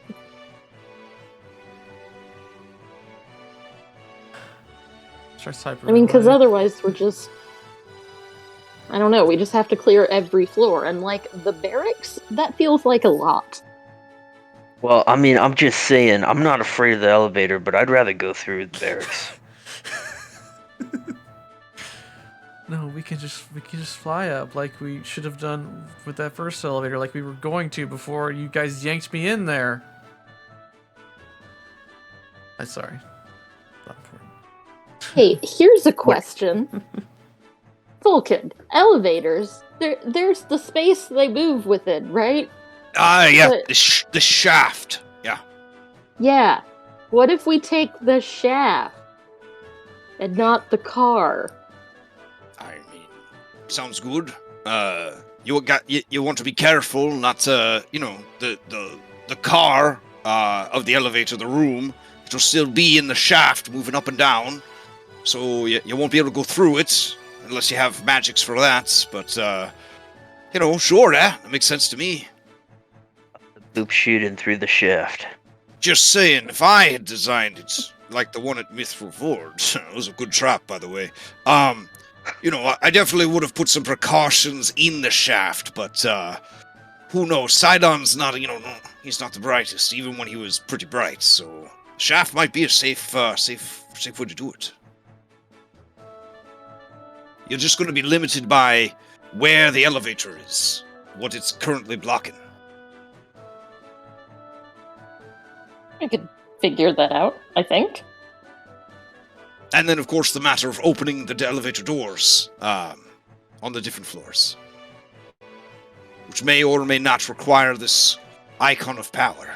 Now, is the icon for only specific floors? Or is it good for all the floors? Katya, you know that each employee, their icon of power, Praxis Corp. is coded for different floor access. In fact, if you try to walk past a security checkpoint without the code, it could. If you haven't shut down the alarms, it could trigger for that whole floor that someone's in the floor not supposed to be. That's part of why they keep the security controls by the stairs, is so that you can kind of... They're card keys, guys. They're fucking card keys. So they should, I've been dancing around it all night. They're card keys, okay? No, they're talismans of power. What are you talking about? Sorry. Icons of power. They're icons of power. Okay. Yeah. You said there was like a central control room for all the wards, though. Is it that in one spot, or is there a different room? No. There's a booth, essentially, a security booth next to each staircase. Next to each staircase. There's one central staircase that goes up the center, and every floor at the landing for that floor, there's a security checkpoint. So is the elevator like on the outside of the tower, or is it inside? The elevator is inside, and according to Katya, it's on the northeastern part of the tower. But it has access to all the floors. And Katya, I don't know if this information is worth mentioning, but all of the bathrooms are located on the northwest corner of the tower. I don't know if this is a good idea. And you do miss that. I mean, that indoor plumbing with the bidets. Oof, that's good times. It's just a clean hiney. It's just a better way of living, honestly. Bathroom is quite far from the You tell me it's a bidet way of living? Sorry. That's the true trap of the the, tower, is if your characters try a bidet, they'll never be satisfied using the bathroom ever again. Unless they get their own bidet. So, Curse. yeah. It's definitely. It's like watching HD TV for the first time. Like, you're like, oh, man. And then you can never go back. So we But could maybe. I'm sorry. We can keep joking about crappers. No, it's fine. Go for it. I don't know if this is an idea you would want to entertain, but we could somehow leak our location of the ultras to the tower, and who would sight on send but his children? And perhaps they would bring their keycard. They're foolish enough.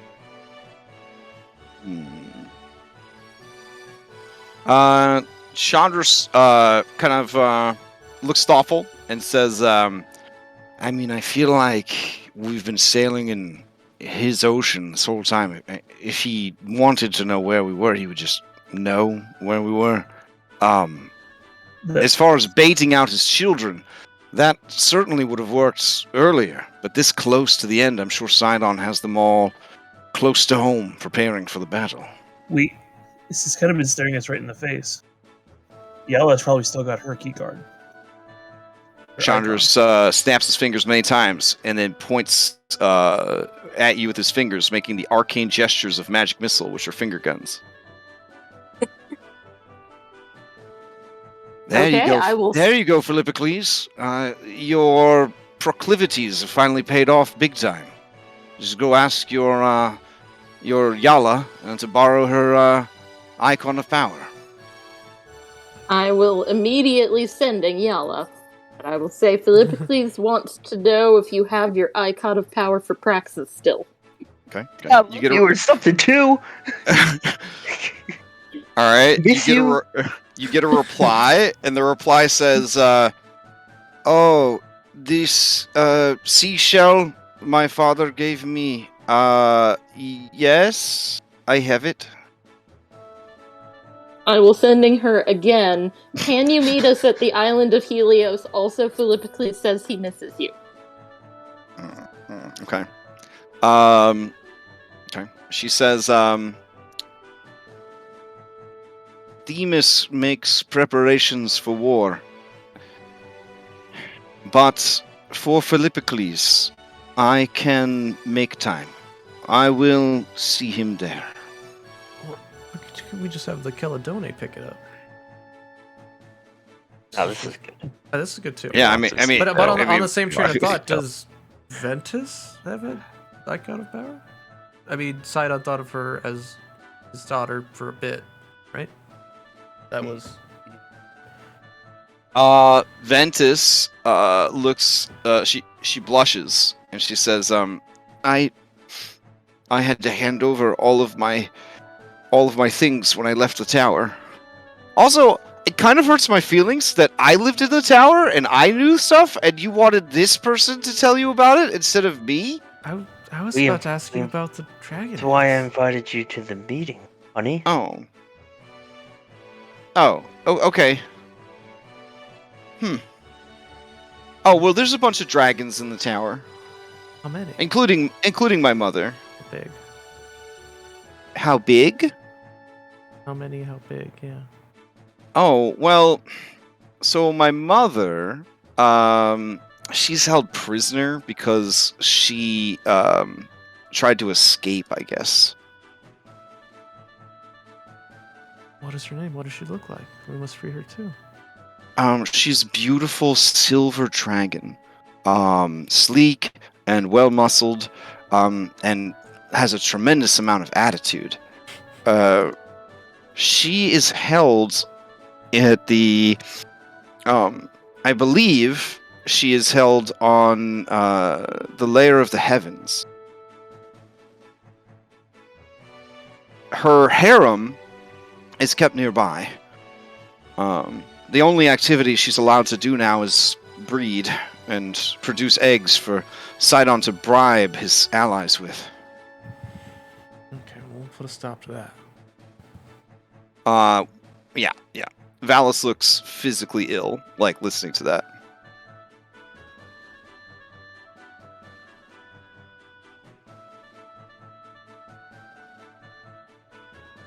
Oh, but my mother's name is Nephele.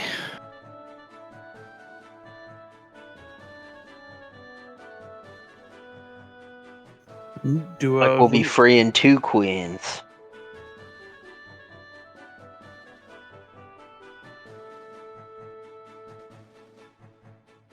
All right, and that's when Valis says, I have to know, where did he get Nephele from?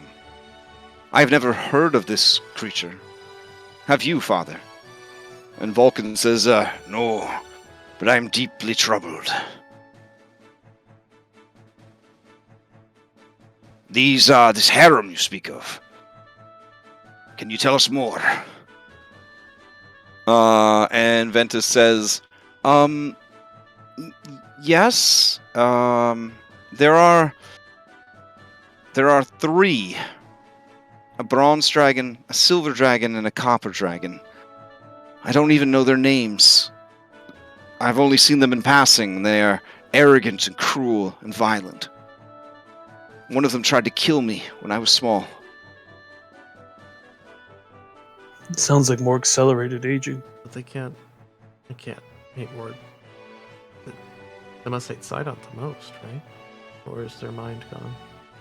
She looks really embarrassed. She says, up until I met you, I thought Sidon was the greatest being in the whole world.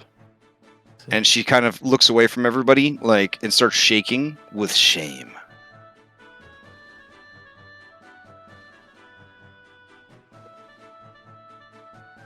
Phil, You couldn't have known. Phil, get in. I'm like, what? Phil. It's his eyes. He's right. It's okay. And Annika, who's been pretty quiet this whole time, because she's a pretty reticent person, she says, I mean, it seems simple enough. We just kill every single person in the tower. Every single person. Well, wait, no. We free some of the people, but you know what I mean. Yeah. Okay. Got it. Yep. There's a few choice people that need to be... Maybe Annika looks a little embarrassed. Maybe you could write it down and maybe drawings of them, just in case. Because obviously the Pi 4 is coming, and once we get rowdy, oh well, I guess we can't do the Pi 4 because. Oh well. Oh wait, 2 bugs now. She. While you're holding Ventus, she high fives you. Yeah. -1 and then +1. Mathematics, and she points at Hypatia.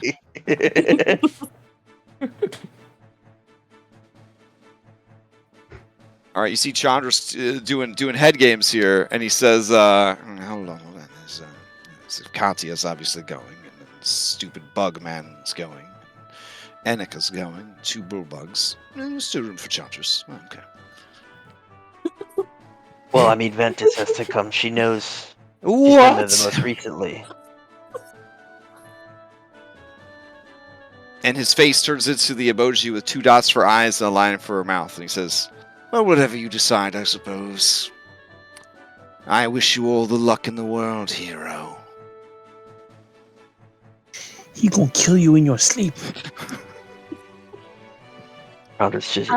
Thank you, but just remember, I always had your back from day 1.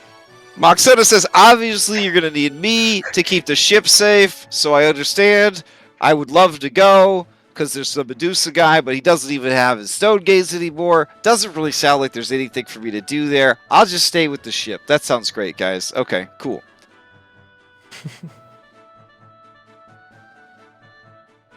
We need you to be central command, Sean. I don't know. No, I understand. Yeah, I definitely understand. I'm very happy to stay on the boat. We can even sail around and get rowdy if you want. Kind of draw some of their defenses out, keep them busy. Or would that be too much of a tell? Would he think that we're causing a distraction to disguise their presence inside the tower?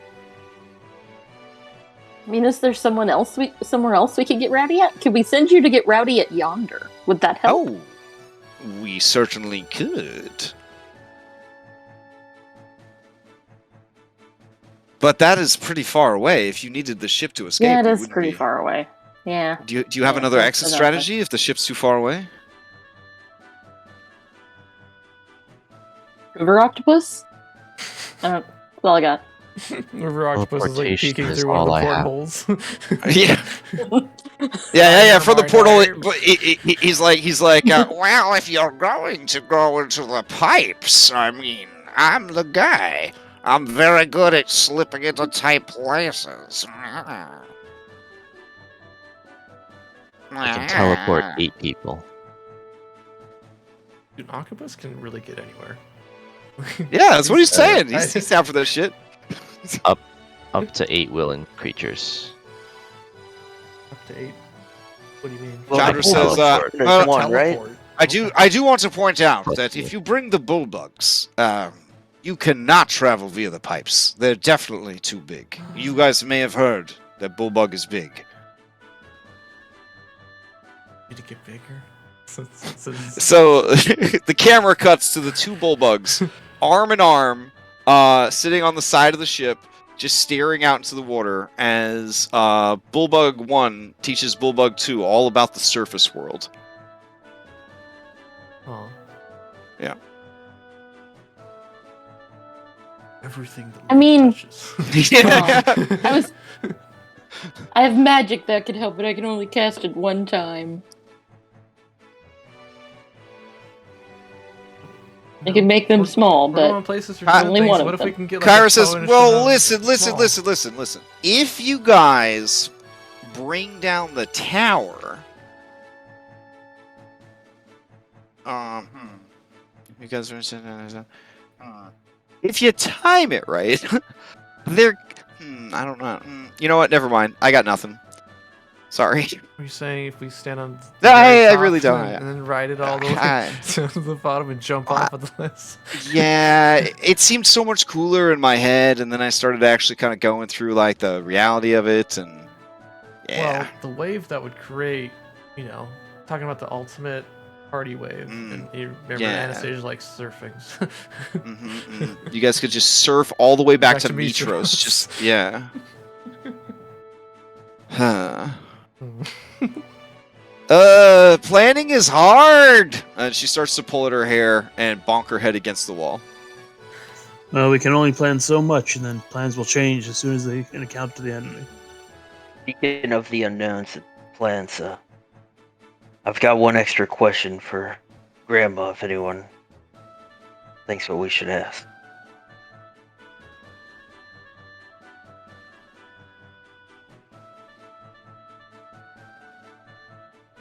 No, unfortunately. I thought you were going to ask her about,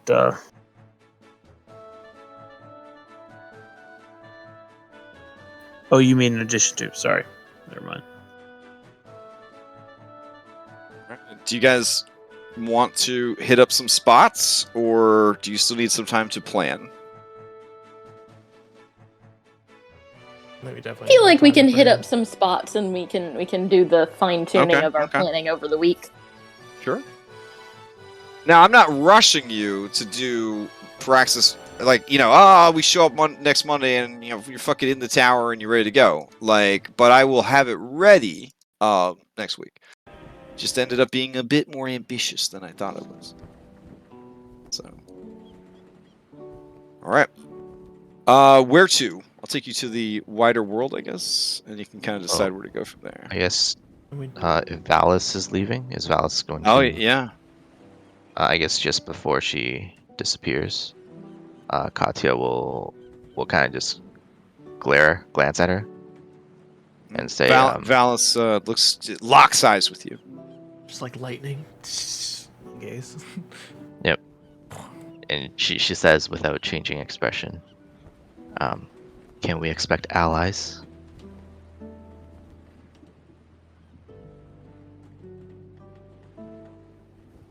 When the time is right, everything will fall into place. You know this as well as I do. She'll just nod and smirk, and then she'll say, well, it's time to go.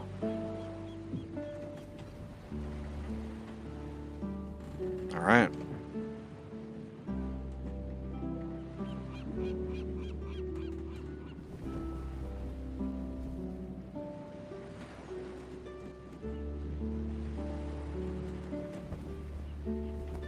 It's been so long since we've seen this map.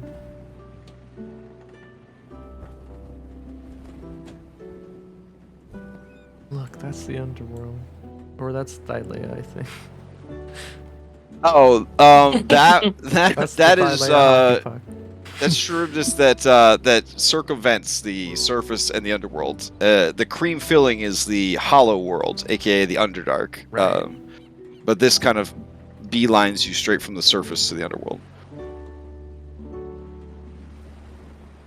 Because the world is a hockey puck, as all Yeah. scholars know. Yeah. The perfect shape for a celestial body. Okay. And so, yes, there definitely needs to be some sendings, to all of our allies to tell them that our plan is to go straight there and see what we can do before. Unless that's already assumed. All of Going our to allies? We're going to Isle of the Sun, right? Or Helios. I would like to. Yeah. Okay, first stop, Helios' island. Okay. I need to show 1764 please to To who? the creator. He's the creator. Oh.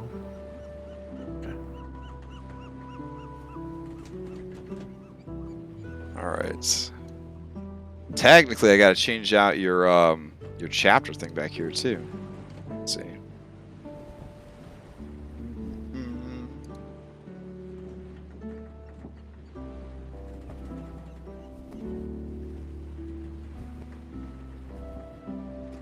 Oh, it's all squished.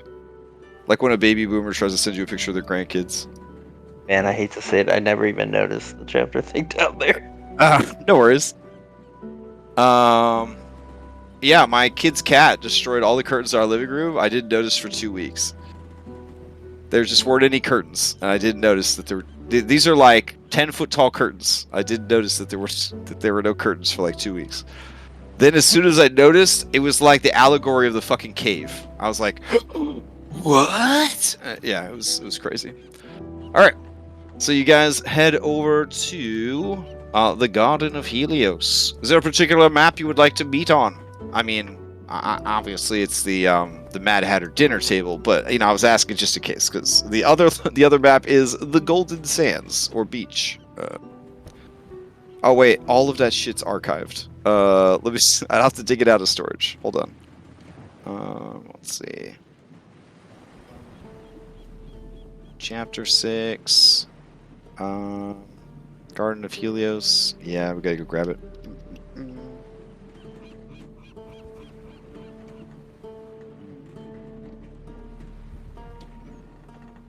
I think this is the right one.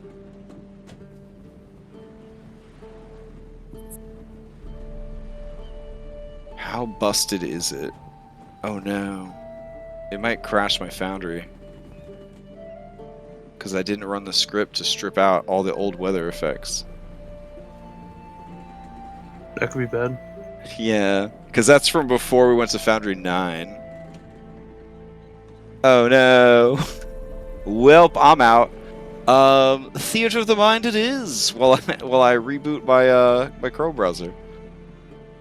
While we're on the way, I sent you the questions, Crash. Okay. Alright, I respectfully ask that you don't try to kill Helios in his garden, because we will not be able to return to that map, because I'm not about to strip out all the lighting effects for the maps that we currently have to go back and visit this older map. Yes, because we definitely intended to kill him after we brought him back to life. Hey, listen. After Saltmar's son, I don't know what to think. This could be the longest con. All right, this could be the longest con.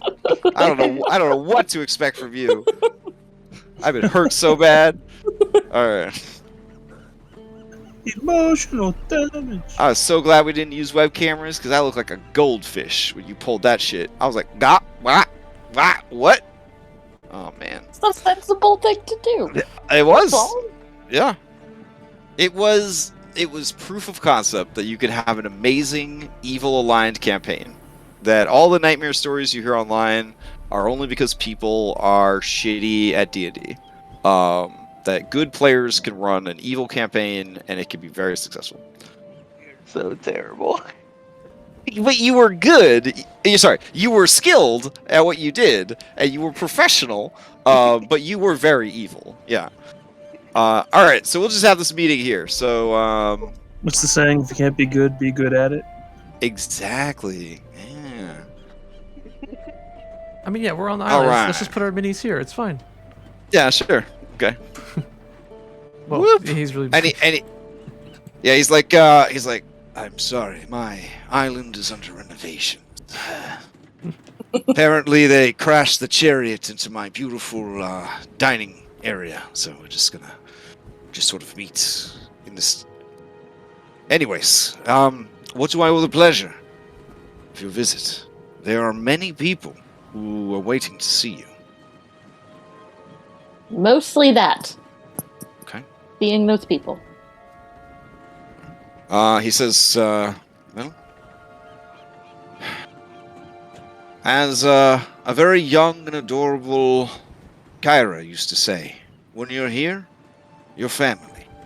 And he kind of wanders off. All right. And Yala approaches. All right. Damn, it's been a minute since we've seen her mini. Okay. She embraces you, Phil, and with her 30 strength score, she pick you up and spin you around like you were a little baby. Or You need to do this right. it's more like a Athletics. like a soldier returning from the war. You know what I'm saying? And like they scoop up the girl and they spin her around. Oh, you're gonna do opposed athletics? We're gonna Okay. try to spin her around. All right. You better watch out. She's got baby on board, dude. I was gonna say, yeah. It's God, baby. It's fine. Is a 38 enough? Yeah, yes, All right. it is. All right. She pick you up and she spin you around. I'll never win with you. Did you leave Ventus on the boat for this, or is it gonna be? Are we gonna have to do some like Trupples therapy here? Like, what's the sitch? Me and Ventus have talked about this very many Okay. times. So and I this is gave like her a the proof. Is this a option. proof of? I Okay. gave her All the right. option to come with or not. Okay. So Ventus is going to walk over to a tree. There we go. And I guess in their dragon, with their dragon strumpf. Okay. All right, 21. 21's pretty good. They uproot the tree a little bit, but they're unable to pick the tree up and spin it around like she wanted to show that she's just as strong. And she tries to save face by just sort of putting the tree back down a little bit. She did break a sweat though. Yala does the worst thing that could have possibly happened and doesn't even notice. Her eyes are only for all three of them are only for Philippocles. And she says, lover, it is good to see you. You as well. How's the stomach look?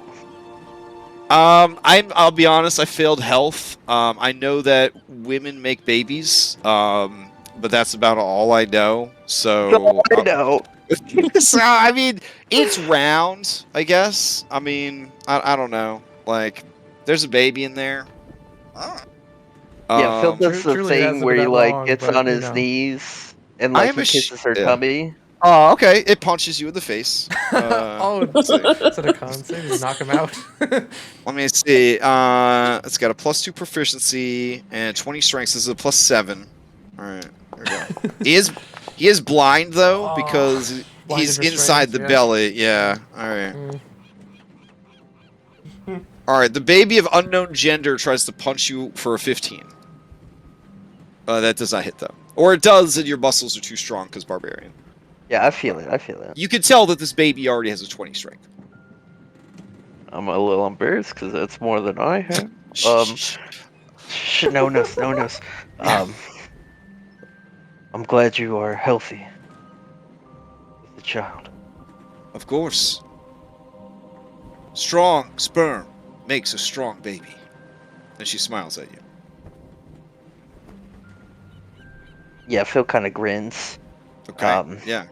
Everyone else, it's pretty gross. I'll be honest, it's pretty gross. All right. And she says, sorry, that is a saying amongst the Amazons when we are looking through our stock for a good male. But all of the males on Themis are there by choice now. We no longer keep the men as slaves, as per her promise to you. Queen Never Darien doubted her. grows stronger every day and readies for battle. She has forged from the two rocks a great pair of gauntlets and trains with them every day.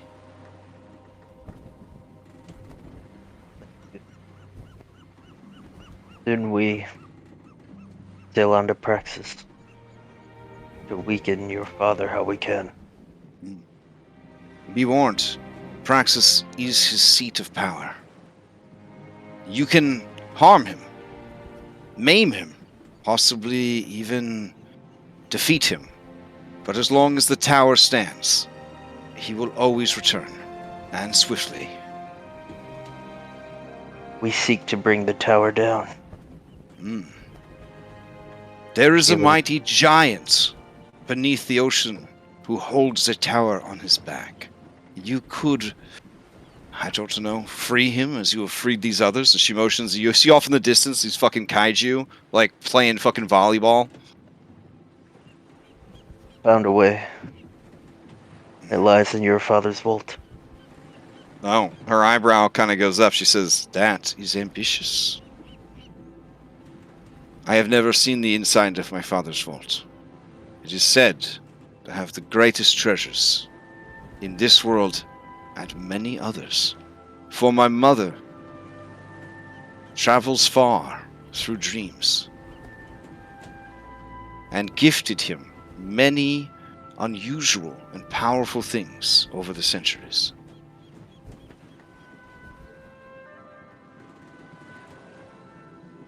Yeah, ambitious indeed. But I know no other way.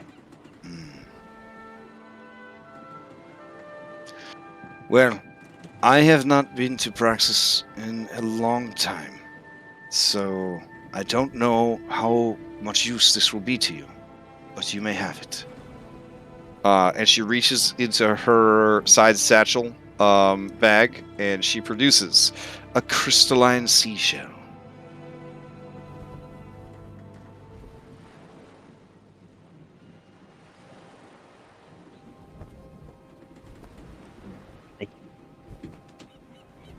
Sure, it'll help us a lot. When I frequented the tower more often, it allowed me access to every part of it. But I have not been there, as I said, in a long time. I don't know if my involvement with you and my efforts on Themis, hopefully he has not thought to remove whatever access I have. We'll find out. I I'll know give you- her a kiss. Oh, nice, nice.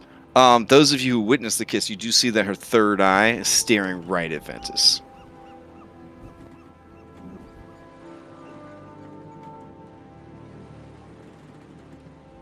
But there's no eyebrow, so there's really no way to gauge Yeah, right. what sort of emotion. Those of you close to Ventus, you smell the chemical scent of acid, and you see scales starting to burst through the skin on different parts of her body. She is leaning against a tree, but her hand is basically burrowing into the bark of the tree and crushing it.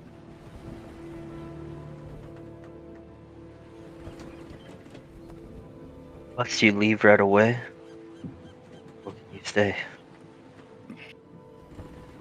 This journey took a long time, several days. There is not much time left, being redacted. Amount of days left until the war. I must return as swiftly as I can. Did you at least get to introduce yourself to your kinfolk there?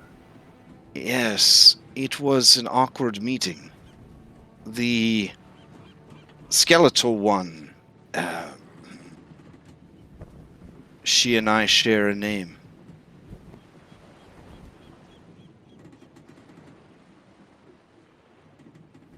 Got it. Huh.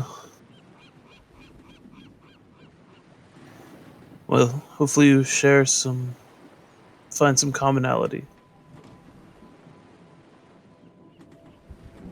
I am disgusted by what my parents have done.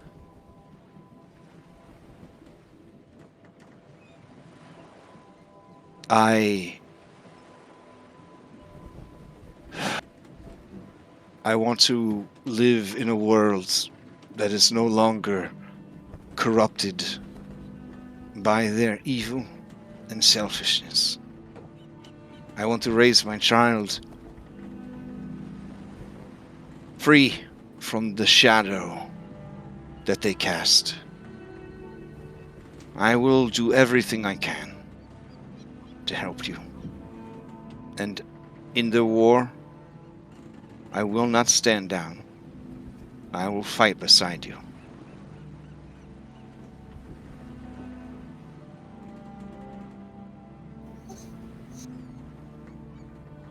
We're lucky to Make have this you on our quote. side. Sorry.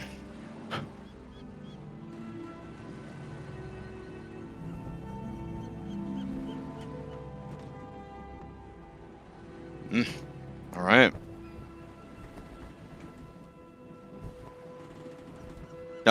She embraces you one last time, and you feel Babycles trying to like punch and kick you again. And then she lets out a sigh and begins to turn and walk away.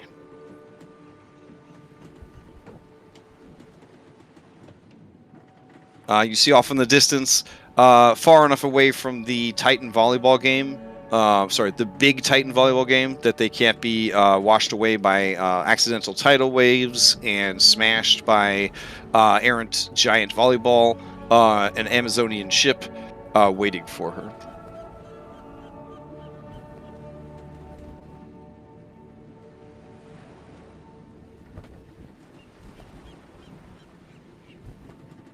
Yeah, Phil kind of watches her go.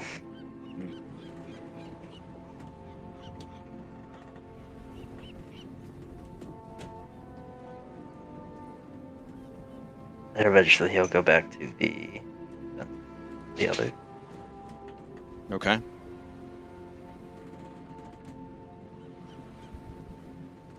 And when I get to Ventus, I'll be like, I could hear that tree screaming. And she looks at you and she says, I understand. And I am happy for you.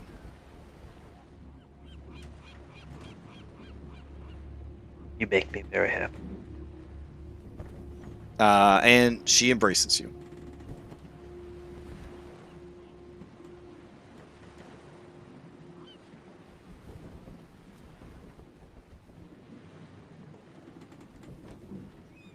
Right, so the Titans. All right, so for now... Oh, what?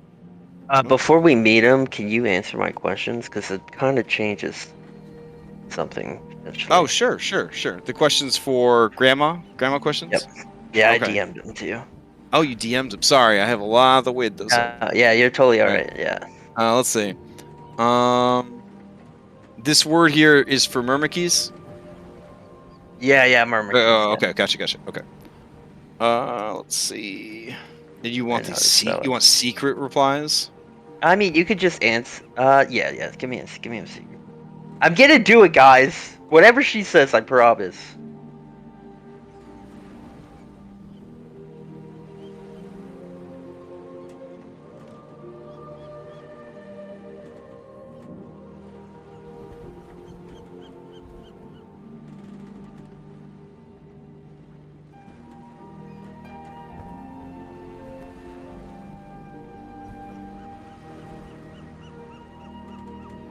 All right. Unfortunately, these have to be provided in yes and no questions.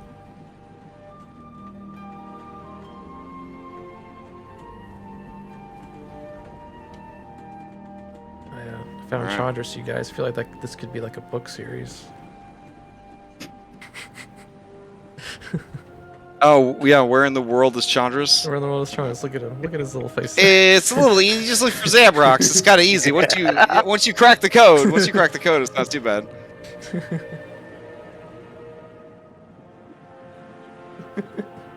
My screen is just so perfectly placed between the two minutes. Anyway.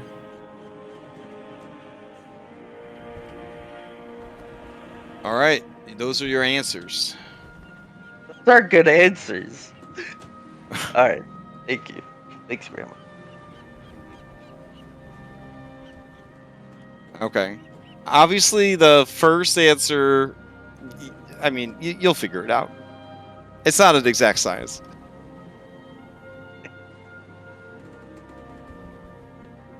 All right, so you go to meet with these titans. Yeah, and I do bring 1764 Eccles with. Okay. So the skeletal one that is apparently named Yala, it's looking very Attack on Titans now. So yeah, there you go. Well, The good old fake PNG. Well, 'cause he didn't have a body. He just sort of like floated away, right? Yeah. Okay. Now he got a body. Yeah. Wow. Neat. Yala explains to you, I have eaten much.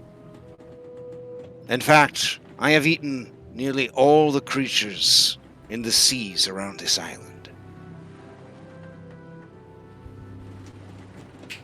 Damn, we should have got her to eat calamari. Get the chins. Probably gone now. Well, that was also outside of Dragonlords. Dragon. Yeah. Oh, right. Excuse me.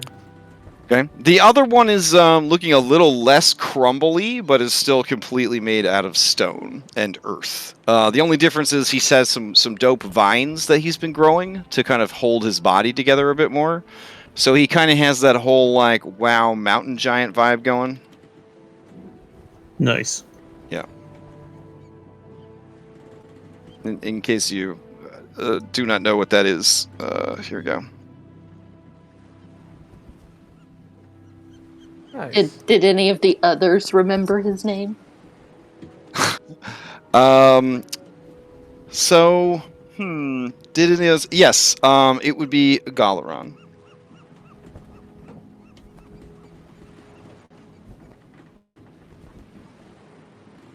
Wait, I thought. Well, they named all their children after the Titans that they killed. I thought you said that Galaran in the tower was also a Titan, or that just means Titanborn. Under the tower. Oh, in the yeah, tower. yeah. No. Galaron in the tower that they were referring to in your briefing that runs the gateway to Elysium is one of the Koopa kids. They named Got it. all Yeah. of their Koopa kids after their own brothers and sisters that they betrayed. Yes, got it.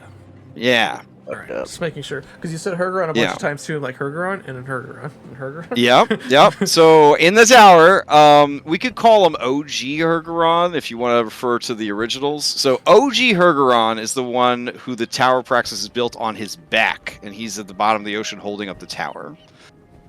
Hergeron, Koopa Kid Hergeron, is the one who's a master of the arcane. You guys dealt with him before. He Killed was in the Hypatia. Great Games. Yeah. Right. Yeah. Hyponia, please look at your Discord DMs. Okay.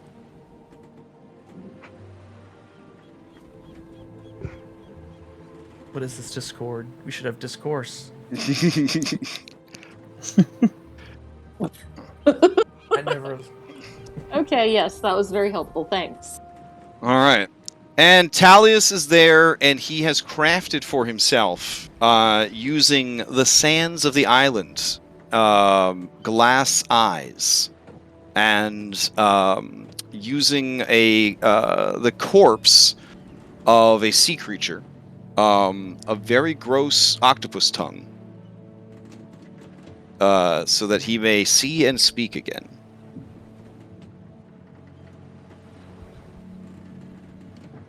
No art available because, wouldn't you know it, there's a shortage of giants that are heavily scarred, have glass eyes, and tentacle tongues. So I guess I'll just have to draw that one myself. I'll get started on that. Yeah. When he sees you approach, he says, you have come, just as you promised. And we wait for the battle that is to come. Each passing day, we grow stronger, but soon we will be at our limits.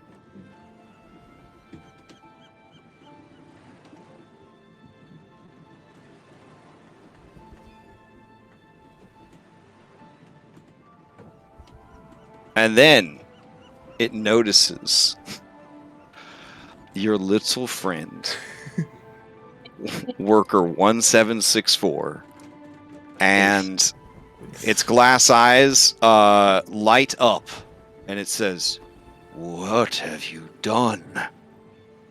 Oh no. Oh no. These creatures are my greatest folly. They were the means of my undoing and my destruction. When the world was young, Lutheria and I were close. In fact, she was my best friend, my workshop assistant. She convinced me that with all my skill and brilliance, I could create my own race. Something new, something different, something that had never been seen before. Something perfect. And so I did.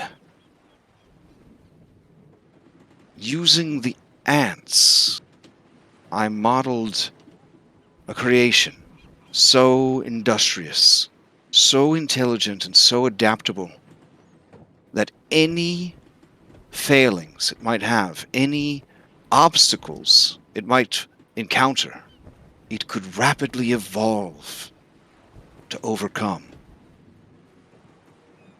I was so proud.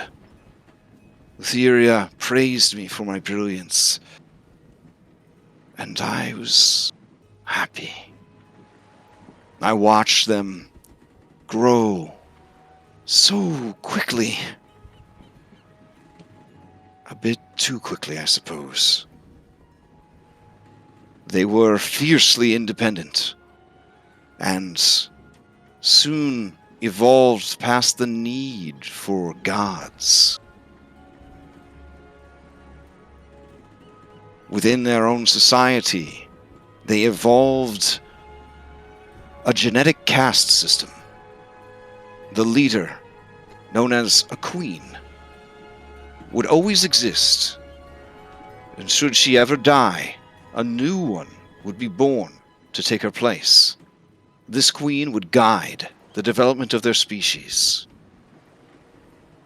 free from the influence of the gods or anyone else, driven only by the species' desire to learn and grow and colonize.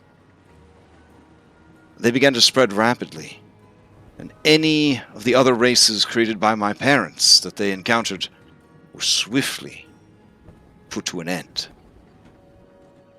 That is why you see him wipe a tear away. There are no more giraffes. What? He just kind of sobs a little bit. Didn't we meet a giraffe one time? Kara's like, well, I mean, it was like a giraffe chimera. Does that count? That's right. That was terrifying. I don't know if we should tell him, because then he's going to say, oh, where is it? And then you're going to be like, oh, we killed it. And that seems like it's going to make it worse. So. After he gets over crying about the giraffes, he says, my father discovered the creatures and their competency. He saw farther into the future than I could, for my love for my creations made me blind. He killed most, and when I stood against him and was willing to sacrifice my own life for the protection, only then did he stand down. He took what was left of the Myrmikes, and he sealed them away forever. And this is when Lutheria's treachery became clear. She whispered lies into my father's many ears and told them that I had planned this from the beginning, that I was raising an army to usurp him, to become the lover of our mother and the father of all gods. He was infuriated and began to tear me limb from limb. And then Lutheria stepped in and threw herself over me and begged our father to spare me, for I did not know any better, and that even though she was already burdened with so many great tasks and responsibilities, please, Father, leave him in my care, and I will ensure that this never happens again. I will make him do penance for his crimes and teach him a lesson. I turned to my father. I tried to tell him of her treachery, but her honeyed words and silver tongue were too much. He cast me out and down into the nether seas and made me her plaything. She took from me my godly domain of craft and gave it to her incestuous twin, and made of me a pack animal, a slave. Removed my tongue and my eyes, but left my ears so she could taunt me every day of my life.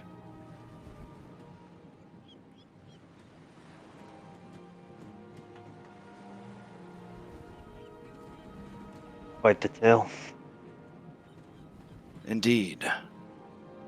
I'm glad you brought this creature before me. I will devour it so that it cannot harm anyone. And he begins to reach for the Myrmiki. Hold it. Clearly, there's something we can do for these people. He looks at you with a sad smile on his face, and he says, "Small, strong one, I appreciate what you and your allies have done. Your hearts are strong and pure, but you have not lived as long as we, and you have not seen what these creatures are capable of. None love them as I do, for they are my greatest creation. But we cannot allow them to grow and thrive, or every other sentient being will be exterminated."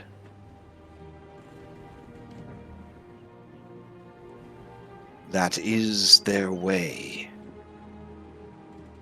It is not malicious. It is simply what they have come to believe, is the most efficient way to survive and thrive. Phil looks at Hypatia. I would go to 1764 and I would ask him if that is true.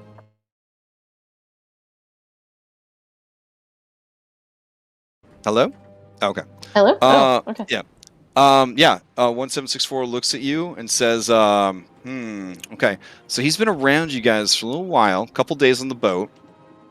And I'm gonna try and have him lie to you. So, let me see what we could do here.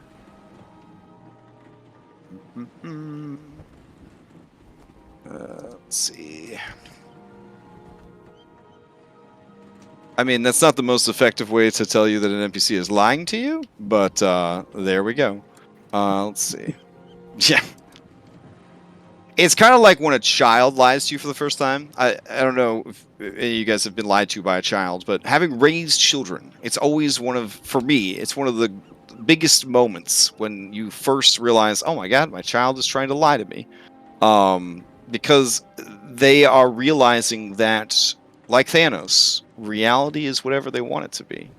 They just have to say it. And then suddenly that's what reality is. So this creature looks at you. And it does a pretty good job. Cyrus doesn't notice that this thing is giving you some misinformation here. Does anybody else want to try an insight on this creature? Yeah. Okay. I of course will. Okay.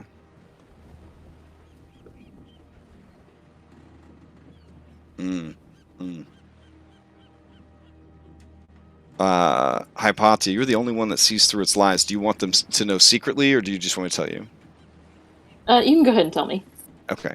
100%. Like, it just makes sense. The only way to ensure the safety and success of the Myrmidon species is to eliminate all other species, because they have proven time and again to be unreliable, unpredictable, and inevitably hostile. But he says to you, the Myrmidon understand that all living creatures can live in peace.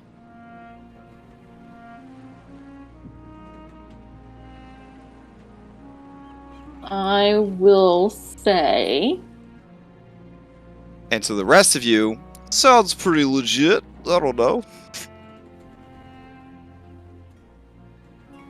I'll narrow my eyes at him. Okay. And I'll say, and what of us? What of your gods? Are we to live with you in peace?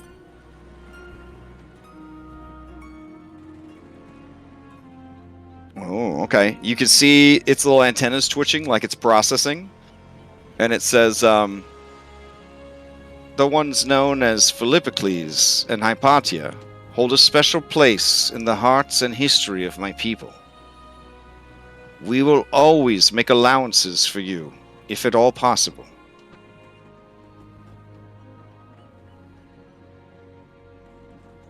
I give Philippocles a significant look at the if possible. I mean, literally their creator just said that they evolve past the need for gods. Yeah. Yeah. Yeah, I mean, Phil's kind of, Gonna drop the other shoe here. Sidon has the queen. You say that to Talius? Oh, sorry, to OG Talius? Mm-hmm. Okay, OG Talius, he gasps. That fool, that manipulating, that brash bully. Ugh. Well, obviously, if he has their queen, he has control over the entire populace of Myrmidon.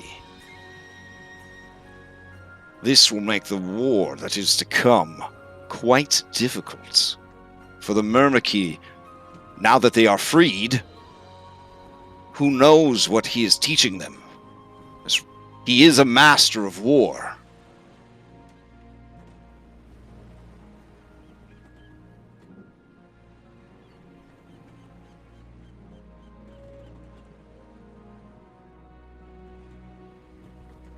And 1764 says, not all have been swayed by Sidon. There are many who wish to free the queen and deliver upon him retribution.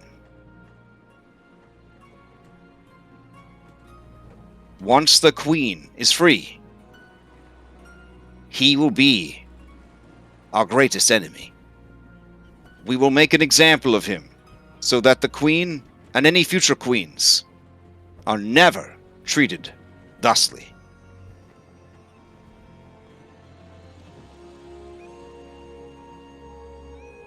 Not very wise, but he is smart. He's kind of taking this all in.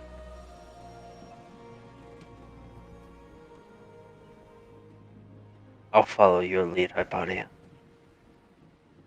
Oh, thanks. Now it's my problem. Bill respects you like that, okay? I'll look at Talius and I'll say, well, we must free the queen, and I think 1764 can help us do that. Now, 1764 turns to Talius and says, there is a part of me that knows, on a biological level, more than likely because of genetic memory, that you are our original creator. I thank you for having the courage to put perfection into the world. Oh, now he's just taunting.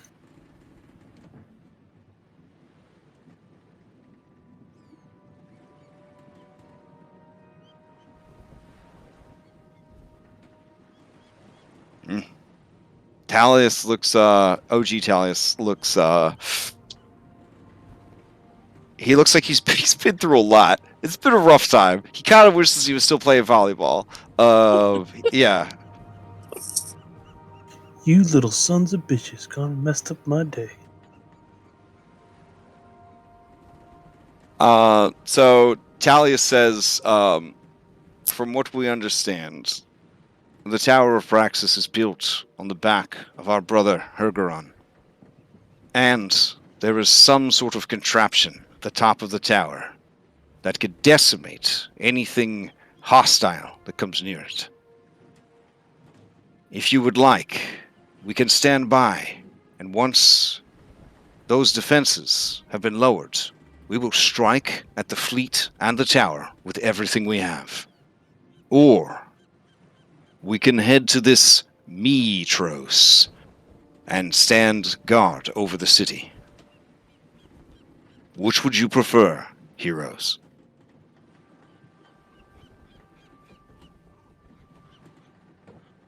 I think that's a vote. I mean, do you want a week to talk about it? Because we are overtime. Yeah, that's Yeah. fine. Yeah. Yeah. It's a lot of stuff this session. A lot of stuff went down this session. My people are gonna kill us all. I don't know. I'm I gonna- got told about it. Oh man. As a last thing, I'll do this later after we leave the island, but I will sending the Lotus Witch and ask if I don't really have the exact wording, but if the guys on the Time Island, the Modrons, those guys, if maybe the barbecues might fit in well in their plane, and if they want them. Oh. Okay. Okay. Like we could use some herb keys, but as like we have to exile them to this other plane. We're just so great at, Exile like, them, putting give them a home. Give them a home where they can but like be they perfect. have to not be here anymore. We're so good at just Yeah. pushing all of our problems and putting them somewhere. My second But I like that question: idea, that's fine. Can the Murmur Key be integrated into society? Hard no. No. Yeah. My So we third gotta kill 'em or question: send Can 'em I somewhere lead else? these people without their queen? No, but maybe there's a chance. Leave it. Maybe. Yeah, it's pretty simple. You just become the queen. Easy, Oh. and then I can guide him. All Will I right. still be beautiful? I mean, in a You'll be perfect. pansexual furry way, yes, for sure. Yeah. You'll be perfect. Yeah. All right. So, woof, that's a lot. Okay. Obviously there's still things to cover. Again, you are not rushed. You can take time if you need to prepare to go to Praxis, but now you have the rundown of Praxis. You know that Anna was not keeping secrets from you this whole time. She talked about it too much. Yeah. She just wouldn't shut up about it. Yeah. God. Yeah, she acted like we kept forgetting. It was so annoying. Oh my god. Like, yeah, we get it, Anna. You fought the Picklesaurus. We got it. It's like Anna. I wish I could have met them, but I mean, I feel like I practically know everything about them. Yeah. Announcements. There are 2 monthly one-shots going on, run by Dom. One of them is the ongoing Candle Keep series. So if you're a Forgotten Realms lore nerd that likes one-shots, there's that. I believe that's on Saturday mornings, once a month. And then there's also going to be a Monster Hunter series set at level 12. So you're going to be fighting some pretty bananas monsters. I went through the level 5 or 6 adventure, and it was pretty fucking crazy. So I don't even know how the level 12 one's going to play out. So that's what's going on with that. Hype.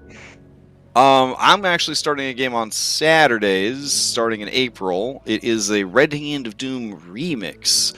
So it's Red Hand of Doom, some different stuff this time around. I'm pretty excited about it. It's going to be basically all new players. So that should be pretty interesting. New to our server, at least. And then I don't believe anyone's going to stream it, though. So we might stream just like locally. Yeah, we might stream locally on Saturdays. Can you just record it?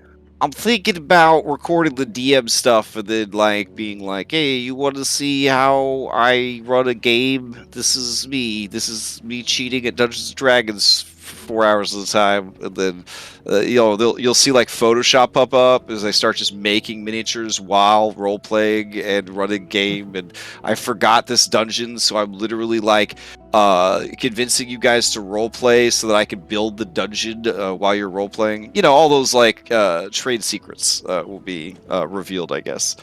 But, I think I know your trade secrets by now. I'd like to see. I just like to see someone else go through red-handed Doom. Yeah. And it's gonna be rough. It's gonna be rough and rowdy. For sure. Yeah, it is a rough campaign. Are you keeping it hardcore? I just think it's gonna be so different without the crit cards. It is, but we are doing max damage crits still, and we are gonna have succeed at cost. So I feel like succeed at cost definitely makes life easier. But it makes it even less likely for me to worry about pulling punches and stuff like that. So, we'll see. Mythic, they've got succeed at a cost, and they've got balanced Skiffy monsters and all that, and they still have near-death experiences almost every big fight. There's this one guy, we almost like once a month we end a session with him at like his second death save, almost about to die. It's almost just like become a routine. Red Hand of Doom, though, as written, is a very, very meat grinder adventure. So, yeah, we'll see how it goes. So I'm pretty excited about that. And yeah, does anybody have any announcements or anything before we adjourn? No? All right. Well, congratulations, Anna. Took you a while, but you have completed your epic path. So you now have magic resistance. So that's cool. That's the Benny for you for completing your epic path, is you just have magic resistance. That's pretty dope. Yeah, it's pretty dope. And of course, the emotional relief of having freed your family's souls, and they're now far away, and Lutheria can't harm them, and all that jazz. And now you've got a cool nemesis, so that's pretty cool.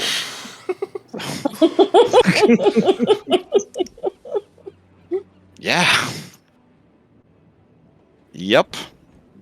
All right. Well, hope everybody has a good time this week. And if you need me for anything, just hit me up on the Discord. At me is the best way to get my attention because it's a busy time and a busy server. So have a good night, everybody. Hey, everyone. Take care, everyone. All right. Night. Bye.